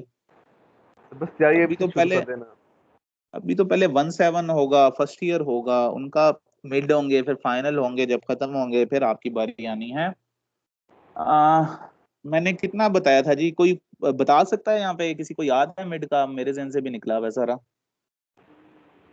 कोर्स तक शायद कहता था। कहाँ तक कहा था? सॉरी, कॉस तक। कोर्स तक। कॉस तक जी। ये जो पिछला लेक्चर है ना, जो मैंने लास्ट वीक स्टार्ट किया है, उससे पहले जितना था वो आपका मिड टर्म में था। जो लास्ट वीक और जो अब ऑनवर्ड मैं चला रहा हूँ, इससे एंड तक जो होगा वो आपका फाइनल में होगा। इसमें ये आपका शेड्यूल मैनेजमेंट है, it will be a massive portion for final, ठीक है। जब मैं ये खत्म करूंगा, अभी ये 55 स्लाइड्स ये हैं, और उसके बाद मैंने आपको एक और प्रोजेक्ट क्रैशिंग का चैप्टर है, उसकी कुछ स्लाइड वो भी इसी तरह नेटवर्किंग से मिलता जुलता ही है, ठीक है। And this is the excellent technique, यकीन करें, this is the excellent technique, this is a modern tool for a project management utilization, ठीक है। आप के लिए ये एक अच्छी लर्निंग है जो आप सीख के जा रहे हैं, इफ यू लर्न इट, ठीक है। You may use it for your final year project as well, you may use it for your, मतलब जब फर्दर आप जाएंगे, अगर आप अल्लाह करे किसी अच्छी कंपनी, प्रोजेक्ट बेस्ड कंपनी में काम करते हैं, कुछ प्रोजेक्ट्स करते हैं, तो it will be a rewarding experience, ये सब चीजें आपको काम आएंगी। तो ओके, यहाँ तक के करने के बाद जी, ये एक सर एग्जाम्पल है, ये मैं आप पे छोड़ूंगा। जी जी जी जी, सर ये पूछ लें। मेरा क्वेश्चन ये था कि अगर ये नॉन क्रिटिकल एक्टिविटी के अगर वो जल्दी खत्म हो गई है और उसके कुछ बंदों को मैं क्रिटिकल एक्टिविटी पे लगा देता हूँ तो बिल्कुल क्रिटिकल बिल्कुल कर एक्टिविटी का सकते हैं, टाइम कम होगा। बिल्कुल कर सकते हैं, बिल्कुल कर सकते हैं। जो मैंने अभी एक वर्ड यूज किया ना, प्रोजेक्ट क्रैशिंग, उसमें हम यही करेंगे, या इसी तरह से मिलता जुलता काम करेंगे। हम पहले क्रिटिकल एक्टिविटीज निकालेंगे, क्योंकि ये आप देखेंगे जब तक आप क्रिटिकल एक्टिविटी को नहीं छेड़ेंगे फर्क कुछ नहीं पड़ना। आप मतलब नॉन क्रिटिकल एक्टिविटीज का टाइम बढ़ाएं या कम करें, वो कोई इतना खास फर्क नहीं पड़ रहा। आपको जब भी प्रोजेक्ट का टाइम कम करना है, आपको क्रिटिकल एक्टिविटी पे काम, जैसे मैंने पिछली एग्जांपल दी, ठीक है, जिसमें जो है वो 26 दिन लग रहे थे, ठीक है। आप इस 26 दिन को छेड़ेंगे तब आपका काम कम, मतलब ये जो 26 दिन वाला पाथ है, आप इसको जब पकड़ेंगे ये 26 डेज वाला, तब आपका टाइम कम हो सकता है। आप बाकी एक्टिविटीज को करते भी रहें तो इतना कोई खास फर्क नहीं पड़ रहा, क्योंकि उनमें क्वेश्चन है, ठीक है ना। आप मतलब मैं ये कहूँ यार, ये जो बी एक्टिविटी है और ये एफ एक्टिविटी, ये 5 और 2 7 दिन ले रही है, मैं ऐसा करता हूँ यार, इसको मैं 5 या 4 दिन में खत्म कर देता हूँ, तो मुझे कोई फायदा नहीं होना। आप इसको 4 दिन में भी करके बैठ जाए, तब भी क्रिटिकल पाथ वाले ने अपना टाइम 26 दिन लेने हैं, ठीक है। तो अगर आपने जो भी आपने काम करना है, आपने कमी करने की कोशिश करनी है, ज्यादा करने की कोशिश करनी है, you have to take in account the critical path. तो यस, आप कर सकते हैं बिल्कुल, आप ज्यादा मजदूर लगाएंगे। क्रिटिकल पाथ निकालने का मकसद ही यही है कि पहले तो हमें ये पता चले कि क्रिटिकल पाथ है कौन सा, फिर हम उस पे वर्किंग करेंगे कि हम ज्यादा रिसोर्सेज लगाएंगे, थोड़े पैसे ज्यादा खर्च करेंगे, और हम इन 26 दिनों को कम करने की कोशिश करेंगे, ठीक है। इनको मैं कम करूंगा तो टोटल प्रोजेक्ट का पाथ कम होगा। अगर मैं ये 26 दिन, मतलब ये मैं क्रिटिकल पाथ को मैं नहीं छेड़ूंगा तो कोई फर्क नहीं पड़ना, ठीक है। तो आपको प्रोजेक्ट का टाइम कम करने के लिए सबसे पहले तो first step is you need to find a critical path. once you will get the critical path, then you have multiple options, ठीक है। वो options डिफरेंट तरीके से हो सकती हैं, वो मैं आपको प्रोजेक्ट क्रैशिंग में थोड़ा सा उसका जिक्र करूंगा और बताऊंगा आपको, ठीक है। तो okay, this is example number, जो भी है ये मुख्तलिफ जगहों से ली गई एग्जांपल है, इट्स ऑन टू यू, ये मैं आप पे छोड़ूंगा। ये मैं बल्कि हुई भी है, ठीक है, ये आपने खुद ही इसको देखना है, खुद ही आपने इसको करना है। कुछ मैं आपको प्रैक्टिस के लिए प्रॉब्लम्स भी दूंगा, ये सारा मटेरियल एडमोडो पे ही डेफिनेटली शेयर होगा। ये वाली अभी स्लाइड्स भी मैंने शेयर नहीं की है, मैं आज कर दूंगा। तो क्योंकि इस वजह से शेयर नहीं की क्योंकि कुछ बीच में से स्लाइड्स निकालनी भी थी, वो मैंने अभी निकाली भी हैं, तो वो निकाल के आपको जरा टू द पॉइंट हो जाएंगी चीजें, तो आपको ज्यादा आसानी हो जाएगी, ठीक है। तो फॉर योर प्रैक्टिस भी मैं आपको कुछ चीजें दूंगा, तो वो आपने करनी है। तो यहाँ तक ये एक एग्जाम्पल है, इसको आपने गो थ्रू करना है, ठीक है, इस स्लाइड में से ही। यानी कि ये आप जब करेंगे तो आपको किया उसने वही है, ये आपको डायग्राम दी है, उससे उसने नेटवर्क ड्रा किया है, ठीक है। तो उस नेटवर्क से उसने जो है ये अर्लीस्ट स्टार्ट और अर्लीस्ट फिनिश टाइम निकाले हैं उसने, और फिर उनका इसने स्लैक निकाला है, और फिर इसने, ये थोड़ी मैसिव किस्म की एग्जांपल है। जब आप इसको घर बैठ के करेंगे, और मैं आपको फिर बता दूं, अगर आप प्रैक्टिस नहीं करेंगे तो आप एग्जाम में फंस जाएंगे, ठीक है। ये नेटवर्क ड्रा करना, ड्रा ही नहीं होना आपसे, ठीक है। बाकी अगला काम तो बात की बात है। तो इस वजह से प्रैक्टिस मेक्स मैन परफेक्ट, ये इट्स ऑन टू यू। आपको कुछ शायद मे बी मैं असाइनमेंट्स भी असाइन कर दूं इसकी, ठीक है। तो वो सब मिल मिला के आपने ये करना है। जी, सर, कोई क्वेश्चन हो? जी जी। सर ये इसने एक्टिविटी ऑन एरो यानी कि पर्ल के साथ बनाया, हम इसे सीपीएम के साथ कर सकते हैं? कर सकते हैं, बिल्कुल कर सकते हैं, it's on to you, it's on जी टू सर, यू। ठीक है। If it will be mentioned in exams, इसके चांसेस बहुत कम है, ठीक है, तब आपने उसके हिसाब से करना है, अदरवाइज मोस्ट प्रोबेबली शायद मैं मेंशन नहीं करूंगा। और जो AON होती है वो कंपैरेटिवली मेरे ख्याल से आसान होती है, ठीक है। अगर आप जी सर, चाहें तो ये सर मेरा टच हो जाती है। हाँ, वो इसी वजह से आप AON अडॉप्ट कर सकते हैं। जी सर, ठीक है। अच्छा, मैं 3 मिनट की ब्रेक कर रहा हूँ, ठीक है। पानी शानी आप भी पी लें, मैं भी जरा पी लूँ, उसके बाद मैं अगला पोर्शन स्टार्ट करूँ, क्योंकि we have limited margin of time, तो हमें थोड़ा सा टाइम इसको कंप्लीट करना है। सिर्फ 3 मिनट की ब्रेक है।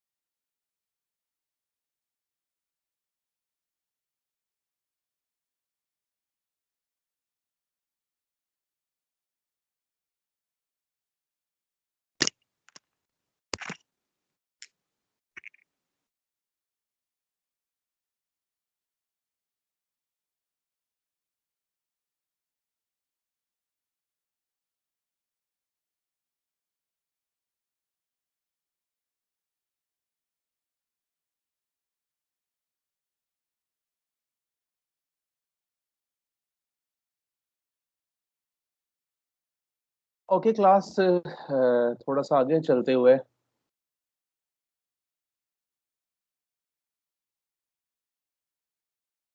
राइट इसमें अनसर्टेनिटी का एक फैक्टर आता है। ये वैसे पहले भी हम कर चुके हैं, लेकिन चले हम एक एग्जांपल की मदद से इसको जरा समझने की कोशिश करते हैं। मैंने आपको बताया था कि पर्ट के अंदर जो होता है ना, वो आपके पास अनसर्टेनिटी वाला टाइम होता है। एक ये फर्क होता है दोनों में। एनी हाउ ये भी कोई इतना खास फर्क नहीं होता, अनसर्टेनिटी दोनों में ही होती है और अब डिफरेंट टेक्निक्स आ गई हैं निकालने के लिए अनसर्टेनिटी को। जैसे यहाँ पे एक एग्जांपल आपको, ये थोड़ा सा ओल्ड है, अब शायद उस तरह से यूज नहीं हो रहा, लेकिन फिर भी आपको थोड़ा सा आना चाहिए है। मैंने आपको शायद पहले भी एग्जांपल दी थी कि we have three types of time. एक को हम कहते हैं ऑप्टिमिस्टिक, दूसरे को हम कहते हैं पेसिमिस्टिक और तीसरे को हम कहते हैं मोस्ट लाइकली। ऑप्टिमिस्टिक वो होता है जिसमें आप सब कुछ अच्छा अच्छा लेते हैं। आप कहते हैं जी मैं स्टार्ट करूंगा और बस 10 मिनट में खत्म कर दूंगा। पेसिमिस्टिक आप कहते हैं कि नहीं यार, सब कुछ अच्छा अच्छा नहीं होता, बीच में मसाइल भी आ जाते हैं। तो आप टाइम के अंदर बहुत ज्यादा अलाउंसेस को ऐड करके आप कहते हैं नहीं यार, ये 10 मिनट में नहीं होगा, ये 20 मिनट में होगा। और मोस्ट लाइकली तीसरा टाइम होता है जो आप उनके मिड में कहीं लेते हैं, ठीक है ना, आप दोनों के मिड में किसी जगह कोई वैल्यू ले लेते हैं। तो आपका जो टोटल एक्सपेक्टेड टाइम होता है, ठीक है, इसको इसने टीई से शो किया है, पर जरूरी नहीं है, डिफरेंट आप टर्म्स यूज कर सकते हैं। This is expected value. उसमें आप क्या करते हैं, ऑप्टिमिस्टिक टाइम ए, पेसिमिस्टिक टाइम बी, और ये जो मोस्ट लाइकली टाइम है इसको आप 4 से मल्टीप्लाई करके लिखते हैं और इन सब की आप एवरेज ले लेते हैं, यानी 6 से डिवाइड। जरी बात है, आपने मोस्ट लाइकली को 4 से मल्टीप्लाई किया है, उसमें ऑप्टिमिस्टिक और पेसिमिस्टिक को ऐड किया, तो टोटल 6 से आप डिवाइड करेंगे, तो that will be the expected time. और एक चीज होती है वेरिएंस। वेरिएंस कहते हैं कि टाइम में डिफरेंस कितना आ रहा है। तो आप पेसिमिस्टिक में से ऑप्टिमिस्टिक टाइम को माइनस कर देते हैं, उसको 6 से डिवाइड करते हैं और उसका स्क्वायर रूट लेते हैं, तो that is called as variance. ये आपके पास टोटल वेरिएंस होती है। थर्ड टर्म में स्टैंडर्ड डेविएशन, इसकी आपको जरूरत नहीं है, ठीक है। मैंने ये पोर्शन जरा क्योंकि टाइम कम था निकाला हुआ है, अदरवाइज इसकी भी कैलकुलेशंस थी इसमें, लेकिन हमारा बेसिकली जो स्ट्रेट फॉरवर्ड काम है वो थोड़ा सा डिस्टर्ब होता है, यानी कि जो हम पर्ट और उसको समझना चाह रहे हैं उसमें इसकी अहमियत बहुत ज्यादा है, ठीक है, लेकिन वो अभी इतना टाइम पीछे है नहीं, हमने और चैप्टर्स भी कवर करने हैं, इस वजह से हमने उसको छोड़ दिया है। तो ओके आपके पास ऐसा भी होता है कि ये आपके पास उसी तरह से पूरा का पूरा एक टेबल दिया हुआ है। तो आपके पास ये एक्टिविटीज सारी लिखी हैं ए से लेके के तक, इनके प्रीडिसेसर भी लिखे हुए हैं, ये आपको अब आ गया है बनाना, ठीक है। आपको इन सब का ऑप्टिमिस्टिक टाइम दे दिया जाता है, मोस्ट लाइकली दे दिया जाता है और पेसिमिस्टिक दे दिया जाता है। तो आपने सबसे पहला काम क्या करना होता है, आपने एक्सपेक्टेड टाइम निकालना होता है, ठीक है। ये आप एक्सेल पे भी कैलकुलेशन बड़ी जल्दी हो जाती है, आप कैलकुलेटर से भी कर सकते हैं। आप क्या करेंगे जी, आप मोस्ट लाइकली को 4 से मल्टीप्लाई करेंगे, ठीक है, उसके अंदर आप ऑप्टिमिस्टिक ऐड करेंगे, पेसिमिस्टिक ऐड करेंगे और 6 से डिवाइड कर देंगे। तो ये नेटवर्क आपको मैं बाद में बताता हूँ। ये आपका एक्सपेक्टेड टाइम आ जाएगा 6 डेज 4 डेज। तो ये अब आपका जो टाइम है ये डिटर्मिनिस्टिक बन गया है, ठीक है ना, इसको हम कहते हैं ना this is a deterministic time. और सेकंड आप वेरिएंस भी, वेरिएंस मैंने आपको जैसे बताया कि बी माइनस ए ओवर 6 का स्क्वायर जब आप लेते हैं तो वो आपके पास वेरिएंस बन जाती है, ठीक है। तो वो भी आप निकाल सकते हैं, जिसकी हमें इतनी फिलहाल जरूरत वेरिएंस की शायद, चलें देख लेते हैं, अगर जरूरत पड़ी तो हम यूज कर लेंगे, नहीं पड़ी तो जरूरत नहीं है।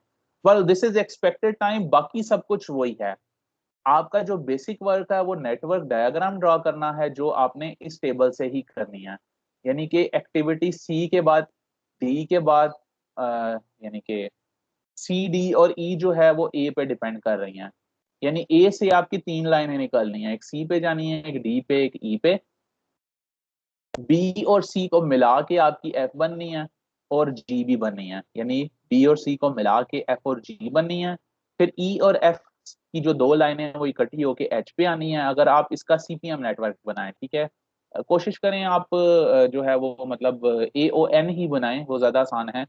ई और एफ निकल के आई पे आनी है, डी और एच निकल के जे पे आनी है, तो ये वो नेटवर्क बना हुआ है, ठीक है। होपफुली कि अब आपको ये नेटवर्क आता है बनाना। स्टार्ट आपने करना है, ए से 3 लाइनें निकल रही हैं जैसे आपको बताया था, ठीक है, और बी जो है वो इंडिपेंडेंट है, ठीक है। फिर ये जो सी और बी है वो मिलके यहाँ एफ बना रही है, और सी और बी ही मिलके जी भी बना रही है, ठीक है। जब आप बनाएंगे तो मे भी बनाते हुए आपको थोड़ी सी प्रॉब्लम हो, but practice makes man perfect.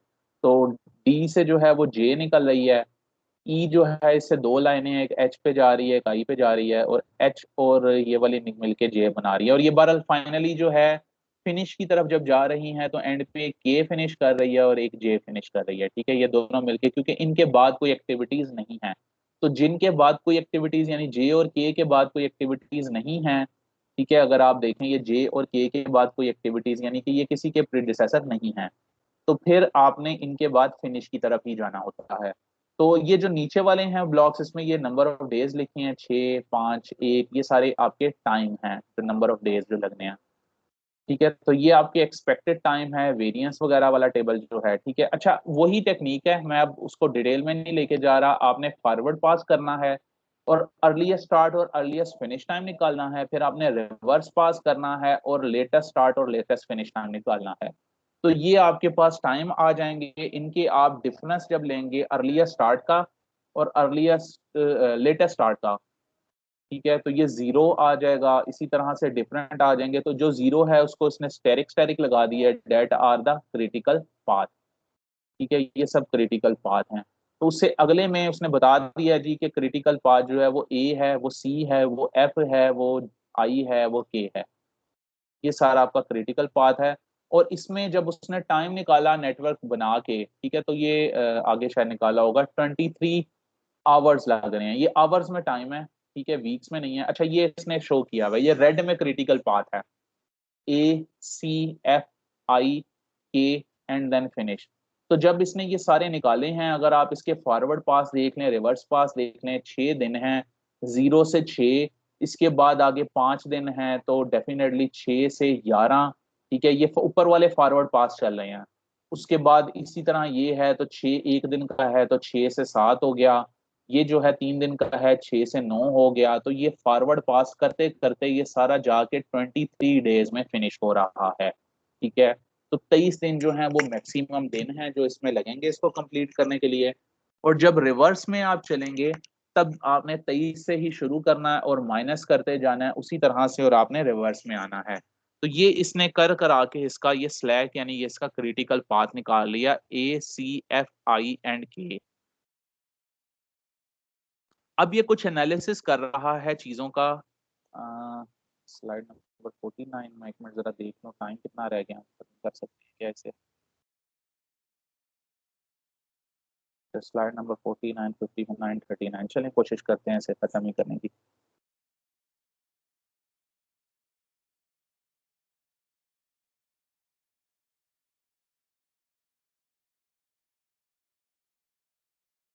Right, PERT is a technique for monitoring cost during a project. आप इसमें कॉस्ट की मॉनिटरिंग भी कर सकते हैं। अच्छा, अब ये देखें सारे कॉन्सेप्ट आ रहे हैं वर्क पैकेजेस। मैंने आपको बताया था जब हमने नेटवर्क को डिवाइड किया था, यानी हमने छोटे छोटे हिस्सों में डिवाइड किया था, तो उसका सबसे छोटा हिस्सा जो बनता था that was called as work package, ठीक है। तो ग्रुप ऑफ रिलेटेड, उसके अंदर बहुत सारी एक्टिविटीज, कुछ एक्टिविटीज मिलके वर्क पैकेज में लाती हैं, जो हमने WBS बनाया था, वर्क ब्रेकडाउन स्ट्रक्चर बनाया था, ठीक है। उसके अंदर आपका एस्टिमेटेड बजट होता है और कंप्लीशन टाइम होता है, ठीक है। कॉस्ट की जो रिपोर्ट है may be calculated by determining the cost overrun और अंडररन, यानी कि आपका जो प्रोजेक्ट चल रहा है उसकी कॉस्ट ओवररन बढ़ चुकी है या अंडररन कम हो है अभी, ठीक है, वो आप निकाल लेते हैं। कैसे, वो आगे करके मैं बताता हूँ।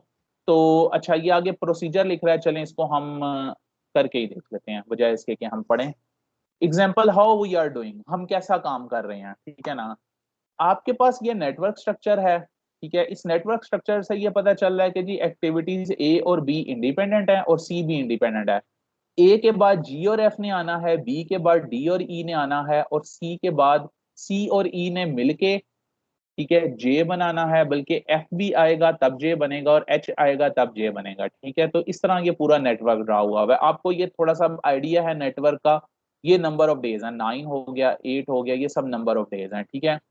वो ये कहता है कि जी अभी तक ऐसा हुआ है, ये इसने इसका निकाल लिया है अपना सारा स्लैक वगैरह, ठीक है, वो आप आपको पता है आपने कैसे निकालना है स्लैक या फ्लोट कैसे निकालना है, और उसमें क्रिटिकल एक्टिविटीज जहां जहां पे स्लैक 0 हो, ठीक है, वो हमारा अब इस वक्त टॉपिक भी नहीं है, इससे हम थोड़ा सा आगे चल रहे हैं। वो कहता है अभी तक जो हमने काम किए हैं, हमने हमारी एक्टिविटीज एच आई और जे रह गई हैं, बाकी हमने खत्म कर ली हैं, जी तक हमने कुछ ना कुछ काम कर लिया। मैं दोबारा नेटवर्क पे जाता हूँ, हमारी सॉरी कौन सी रह गई हैं जी, हमारी एच आई जे रह गई हैं। चलें मैं देख लेता हूँ नेटवर्क पे, हमारी ये एच अभी पड़ी हुई है, आई पड़ी हुई है और जे पड़ी हुई है। इससे पीछे यानी कि यहाँ तक का काम हम कुछ ना कुछ कर चुके हैं। Activity a b g f d e c हम कुछ ना कुछ कंप्लीट कर चुके हैं, ठीक है। अब वो कितनी कंप्लीट की हैं वो हम देखते हैं। वो कहता है ये सारी एक्टिविटीज हैं, इनमें जो एक्चुअल कॉस्ट लगी है ए पे इतनी लगी है $6200, बी पे 5700 है, सी पे और ठीक है डी अभी बिल्कुल कुछ काम हुआ ही नहीं है, ई जो है उस पे $1000 लगा है, एफ और जी ये डिफरेंट कॉस्ट दी हैं कि ये एक्टिविटीज जो है। अच्छा जो ए है वो 100% कंप्लीट हो गई है, बी जो है वो 100% कंप्लीट हो गई है, सी 90% कंप्लीट हुई है, डी अभी शुरू ही नहीं हुई, ई जो है वो 25% कंप्लीट हुई है, एफ जो है वो 75% हुई है और जी जो है वो 50% हुई है। तो ये कुछ इसमें परसेंटेजेस दी हैं कि इतने इतने परसेंट ये एक्टिविटीज कंप्लीट हो चुकी हैं, एच आई जे पे अभी काम शुरू हुआ ही नहीं है। ये इसने प्रोजेक्ट के दरमियान में, यानी ये कहता है कि हमने एंड ऑफ वीक 11 पे हमने इसको देखा है, ठीक है। हमने अपना मॉनिटरिंग करना चाह रहे हैं, हम कंट्रोल करना चाह रहे हैं कि हम कैसा परफॉर्म कर रहे हैं। तो उसके बाद वो कहता है जी कि ये हमारी जो है वो एक्चुअल कॉस्ट है 6200, ठीक है। अब हमारी जो प्लान्ड कॉस्ट थी, मैं आपको ये थोड़ा कॉस्ट में चीजें प्लान्ड और एक्चुअल कॉस्ट का पढ़ा चुका हूं, तो जो हमारी प्लान्ड कॉस्ट थी वो थी $6000, ठीक है, और एक्चुअल कॉस्ट लग गई 6200। तो अब हमारा जो डिफरेंस है ये 1 से इसने मल्टीप्लाई किया कि ये 100% कंप्लीट हो चुका है, ठीक है ना। तो ये 6000 लग गया, लेकिन था हमारे पास 6200 एक्टिविटी ए के लिए, तो इसका मतलब 200 हमारे पास बच गया, ठीक है ना। सॉरी 200 हमारे पास यानी ज्यादा लगे, एक्चुअल कॉस्ट जो है वो हमारी 6200 लग गई, प्लान्ड हमारी थी 6000, तो 200 हमारे ज्यादा लग गए, ठीक है ओके। जो एक्टिविटी नंबर बी है उसके लिए हमारे 5700 लग गए, प्लान्ड हमारी थी 6000 और 1 यानी कि पूरा 100% काम हो गया, तो हमारी वैल्यू 6000 प्लान्ड थी, लगे 5700, तो 300 हमारे पास बच गए, ठीक है, $300। ये all values are in dollar. Activity c जो है वो 5600 लग चुके हैं हमारे, ठीक है। अब हमारे पास जो इसकी प्लान्ड वैल्यू थी ना वो थी 6000 एक्टिविटी की, अब हुई ये पॉइंट नहीं, यानी 90% कंप्लीट हुई है, तो उसमें से 0.90 को जब वो मल्टीप्लाई करेगा तो इतनी हमारे पास इसकी प्लान्ड वैल्यू थी, लेकिन लगा हम चुके हैं 5600, तो इसका मतलब हम 200 रुपए एक्स्ट्रा लगा चुके हैं, वो यहाँ पे इसने लिख दिया, ठीक है। तो इस तरह इसने बारी बारी तमाम एक्टिविटी, जैसे ई है ये भी 25% कंप्लीट हुई है, तो इसकी प्लान्ड वैल्यू थी 6000 मल्टीप्लाइड बाई 0.25, ठीक है। 1500 रुपया लगना चाहिए था अब तक, लेकिन हमने 1000 रुपया लगा दिया है, तो हमारे पास 500 की इसमें बचत हो गई, तो ये आपके पास आ गया, ठीक है। इस तरह करके आपने ये सारी कॉस्ट निकालनी है, तो टोटल हमारी $25,500 जो है वो कॉस्ट, जो रुपीज में आप निकालें तो अराउंड मेरा ख्याल है आपकी 35 लाख तक बन जाएगी, लेकिन सो व्हाट्स एवर आप इसको आसान ही रखें, 25,500 हम लगा चुके हैं, और हमारी अब तक जो लगने चाहिए थे, ठीक है, वो 26,400 लगने चाहिए थे। इसका मतलब है कि 900 हमारे पास एक्स्ट्रा हैं अभी, ठीक है। यानी कि अब तक की जो प्लान्ड वैल्यू है, अब तक की जो प्लान्ड वैल्यू थी उसमें हमारे 26,400 लग जाने चाहिए थे, लेकिन लगे 25,500, तो हमारे पास 900 कम लगे हैं। इसका मतलब अभी हम अंडर रन चल रहे हैं। There are two terms use, one is over run. Over run का मतलब है कि आप प्रोजेक्ट की जितनी कॉस्ट लगनी थी उससे ज्यादा पैसे लगा चुके हैं, और second term is under run, उसका मतलब है कि जी जितनी कॉस्ट लगनी थी पैसे अभी उससे कम लगे हैं, तो इसका मतलब अभी हमने 900 रुपया की सेविंग की हुई है, ठीक है, अभी तक के प्रोजेक्ट में। तो अब दिस इज अ वे, हम इसको थोड़ा सा यहाँ पे भी नंबर ऑफ डेज में भी इवेल्युएट करते हैं। वो कहता है जी 11 वीक तो गुजर चुके हैं, ठीक है, और जो हमारा स्टेटस है वो अभी यहाँ तक कंप्लीट हुआ है, ठीक है, यहाँ तक हमने कंप्लीट किया है, और इसके अंदर हमारी एच आई और जे को भी हमने नहीं छेड़ा। तो स्टार्ट जो था वो 0 डेज से किया, 11 डेज पे फिनिश हुई एक्टिविटी ए, ठीक है। ये अब एक्चुअल वैल्यूज हैं आपके पास, ठीक है। और जो बी एक्टिविटी थी वो 0 डेज से स्टार्ट हुई, 11 डेज की थी, तो 11 डेज अभी तक हो चुके हैं। ठीक है। अच्छा, अब ये एक्चुअल वैल्यू, अब ये प्लान्ड वैल्यू नहीं है, अगेन मैं आपको बता रहा हूँ, जो जी एक्टिविटी थी ना उसने 1.5 दिन लिया। ठीक है। जबकि अगर हम प्लान को देखें, इसका प्लान क्या था, प्लान था जी ये 3 दिन में होनी थी, लेकिन ये हो गई 1.5 दिन में। ठीक है ना। और मेरा ख्याल है ये अभी कंप्लीट नहीं हुई, शायद ये जी एक्टिविटी जो है वो 50% हुई है, राइट। ठीक है। तो अभी 1.5 दिन लग चुका और ये एक्टिविटी कंटिन्यू है, लेकिन जो टोटल दिन है इसके वो 12.5 है। ठीक है। तो इसी तरह से आपकी जो एफ एक्टिविटी है वो 1 डे की है, 11 12। ठीक है। आप ये पूरा नेटवर्क दोबारा आप बनाएंगे एक्चुअल के हिसाब से। ठीक है। ये जो एक्टिविटी है ये 3 दिन की है, तो 11 3 के अंदर ये 14 वैल्यू आ गई। ठीक है। ये जो एक्टिविटीज है ये भी 3 दिन की है, तो 11 और 3 ये 14 वैल्यू आ गई। ठीक है। और ये जो एक्टिविटी आपकी है ये 1 दिन की है, तो 11 12 आपके पास ये वैल्यू आ गई। ठीक है। तो इससे आगे, अब क्योंकि आपने इतना काम तो कर लिया है, ये स्टेटस तो आपका कंप्लीट हो चुका है, अब आपने इससे आगे देखना है, इस नए ये जो वैल्यूज आई हैं इसके मुताबिक आपने इस नेटवर्क को कंप्लीट करना है। पहले आपने प्लान्ड वैल्यू के मुताबिक किया था, अब आपने इन वैल्यूज के मुताबिक करना है। तो अब आप, अच्छा, इसमें अब ये है कि जी 12.5 से अब आप आगे चलें, यानी कि ये 12.5 डेज के बाद अगली एक्टिविटी शुरू होनी है। तो आप अगली एक्टिविटी आई जो है वो 4 डेज की है, तो अब आप प्लान करेंगे कि यार ये 12.5 में 4 ऐड करो तो ये 16.5 बन जाएगा। इसी तरह से एच एक्टिविटी जो है ये 5 डेज की है, तो 12.5 में ऐड करो तो 17.5 डेज बनेंगे। एंड सिमिलरली बाकी जो हैं, ये वाली एक्टिविटी 8 दिन की है जे, तो 12 आपके पास, अच्छा अब इसमें आपने ये देखना है ना कि जे एक्टिविटीज जो है ये इधर से एफ पे भी डिपेंड कर रही है। ठीक है। ये इधर से ई पे भी डिपेंड कर रही है, और ये इधर से इस पे भी डिपेंड कर रही है। ठीक है। तो आपने जो है वो, और इधर से ये एच पे भी डिपेंड कर रही है, तो एच पे इनमें से जो बड़ी वैल्यू, जब हम फॉरवर्ड पास लेते हैं तो जो सबसे बड़ी वैल्यू होती है वो हम लेते हैं, तो जो लार्जेस्ट वैल्यू है वो ये 17.5 है। तो 17.5 में 8 जब आप डालें तो 25.5 होना है। ठीक है। इस तरह हमने फॉरवर्ड पास में चलना है, और एक्चुअल अभी तक जितना काम हो चुका है हमने उसके हिसाब से प्लान करके हमने रिमेनिंग टाइम को निकालना है। तो ये टोटल टाइम अब जो बन रहा है वो आ रहा है 25.5, अब आ रहा है तकरीबन, यानी ये 25.5 वीक्स, यानी 25.5, यानी कि 25 वीक्स एंड 3.5 डे। एक वीक में 7 दिन होते हैं, या अगर 5 दिन के हिसाब से है तो उसके हिसाब से ले लें। ठीक है। जिस तरह भी प्लान है। तो पहले जो हमारा प्लान था वो ये था कि हम इसको खत्म करेंगे, पहले पूरा किया नहीं उसने, राइट। पहले ये खत्म हो रही थी 3 दिन के हिसाब से, 23 दिन के हिसाब से, सॉरी 23 वीक के हिसाब से। ठीक है। लेकिन अब वो आई थिंक नेटवर्क डिफरेंट है, चलें खैर, पहले उसने निकाला नहीं था, लेकिन अब उसके पास एक्चुअल, सॉरी, ये पहले आपकी वैल्यू आ रही थी 25 डेज, ये वाला है नेटवर्क, पहले आपकी वैल्यू आ रही थी 25 डेज, लेकिन अब एक्चुअल प्रोग्रेस को देख के आपकी जो वैल्यू बनी है वो बनी है 25.5 डेज। तो अब आपका तकरीबन आधा वीक ज्यादा लग रहा है। ठीक है। काम में now it's on to you कि आपके पास जो टोटल चीजें हैं उनमें कॉस्ट, क्योंकि मैंने आपको बताया था हमारे पास ट्रिपल कंस्ट्रेंट्स होती हैं प्रोजेक्ट में, यानी कि आपने 3 चीजों को देखना होता है। आपने एक टाइम को देखना होता है, आपने कॉस्ट को देखना होता है, और एक आपने स्कोप को देखना होता है। स्कोप तो खैर चल ही रहा है जो चल रहा है, लेकिन जब हमने कॉस्ट को देखा तो वो अंडर रन है, यानी $900 अभी हमारे पास एक्स्ट्रा पड़े हुए हैं। ठीक है। लेकिन आपका जो कंप्लीशन टाइम है वो अब 0.5 वीक बढ़ गया है, पहले से डिले हो गया है, आधा वीक डिले हो गया है। तो अब मैनेजमेंट के पास क्वेश्चन है कि वो चाहे तो वो $900 को कहीं यूज करे और उससे वो टाइम को कम करने की कोशिश करे, या वो चाहे तो $900 की सेविंग कर ले। ठीक है। उसी को वो बचा ले आगे। तो now it's on to the management के वो किस किस्म का करेक्टिव एक्शन लेती है। एनी हाउ, आज के जो लेक्चर में इंपॉर्टेंट चीजें थी वो थी जी क्रिटिकल पाथ। मैं नेक्स्ट टाइम जब आऊंगा तो मैं इनको रिपीट नहीं करूंगा। मैंने आई एम एक्सपेक्टिंग कि आपके पास लेक्चर्स भी होंगे। अभी मुझे कोई कह रहा था कुछ लेक्चर्स मिसिंग हैं। ठीक है। आपके पास नहीं है, मैं आज वाला लेक्चर डाउनलोड करके उसको अपलोड करके एडमोडो पे लिंक शेयर करूंगा, तो ये 9 के 9 लेक्चर्स का मैं आपको फोल्डर शेयर कर दूंगा। आज का 9th लेक्चर है। ठीक है। तो वो लिंक आपने वो लिंक पे क्लिक नहीं करना, क्लिक करेंगे तो शायद वो नहीं खुलेगा।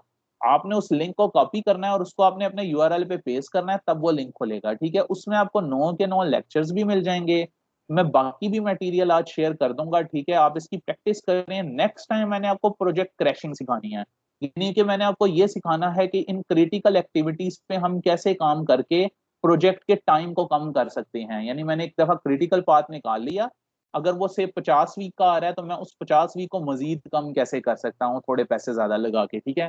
तो that will be our task for next week for project crashing, शायद हमारा उसी के ऊपर पूरा लेक्चर चला जाएगा। तो नेक्स्ट वीक कोशिश होगी इसको खत्म करके इस चैप्टर को हम फिर मूव ऑन करें और मजीद रिस्क वगैरह और उन साइट्स पे जाएं, ठीक है। आप कोई बात करना चाहते हैं, पूछना चाहते हैं तो आप पूछ सकते हैं। आज का चैप्टर इतना ही था, तो दिस इज योर प्रैक्टिस कि आप इसको करें और इसको सीखें। आप अगर कोई बात करना चाहते हैं या कुछ क्वेश्चन पूछना चाहते हैं तो यू कैन आस्क।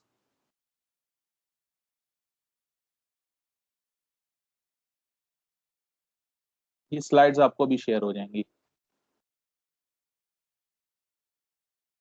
ठीक है। चैप्टर का नाम है प्रोजेक्ट शेड्यूलिंग, जो हमने ये खत्म किया है, और ये हमारे 8वें और 9वें लेक्चर को मिला के लेक्चर है, ठीक है। It's 9th lecture today. Generally एक सेमेस्टर में हमारे पास 16 लेक्चर होने चाहिए, ठीक है, 15 कम से कम और 16 का एक स्टैंडर्ड होता है। तो अगर हम 16 लेक्चर पूरे नहीं करते तो फिर हमसे, क्योंकि अब ये ऑनलाइन लेक्चर हैं, ये सब रिकॉर्डिंग है, रिकॉर्डेड चीजें होती हैं, हमें रिकॉर्ड देने होते हैं हर चीज के, तो फिर वो हमसे पूछ सकते हैं। तो मैं मेरे हिसाब के मुताबिक अभी हमारे पास 5 वीक्स और हैं, यानी 5 वीक 5 लेक्चर्स का हमारे पास मार्जिन है before mid year mid term. तो 9 and 5 they are 14, so we may need 1 to 2 extra lecture to arrange, ठीक है। तो उसके लिए अभी ये वाला वीक तो मुश्किल है, नेक्स्ट वीक भी मुश्किल है, ठीक है, मेरे अपने पास मार्जिन नहीं निकल रहा टाइम का। तो मे बी उसके बाद जो वीक आएगा, यानी कि जो 15 जून से स्टार्ट होगा, उसमें हम लोग कोई टाइम डिस्कस करके सीआर से, मैं शायद वो फ्राइडे भी हो सकता है या व्हाट्सएवर, जो टाइम 1-2 घंटे का मिलेगा, हम उसके अंदर देख के हम एक या दो लेक्चर जो हैं वो एक्स्ट्रा हम अरेंज कर लेंगे। उससे हमारा जरा कोर्स जो है वो भी थोड़ा सा कवर हो जाएगा। तो आज के लिए इतना ही है, ये सारे रिसोर्सेज मैं शेयर कर दूंगा, और ये नेक्स्ट लेक्चर के बाद, यानी प्रोजेक्ट क्रैशिंग के बाद, हम इस चैप्टर का एक क्विज लेंगे, ठीक है। उसी तरह से एडमोडो पे क्विज तैयार है, आपका क्विज होगा 10-12 मिनट का, जैसे पहले से होता था, ठीक है, वो आपका हो जाएगा। तो अभी फिलहाल नेक्स्ट वीक हम प्रोजेक्ट क्रैशिंग करेंगे, उसके बाद ये चैप्टर एंड करके हम आगे कोई चीज करेंगे, ठीक है। तो आज के लिए इतना ही, इंशाल्लाह ताला फिर नेक्स्ट वीक होती है आपसे मुलाकात। अभी मैं रिसोर्सेज थोड़े शेयर कर देता हूँ आपको कुछ देर।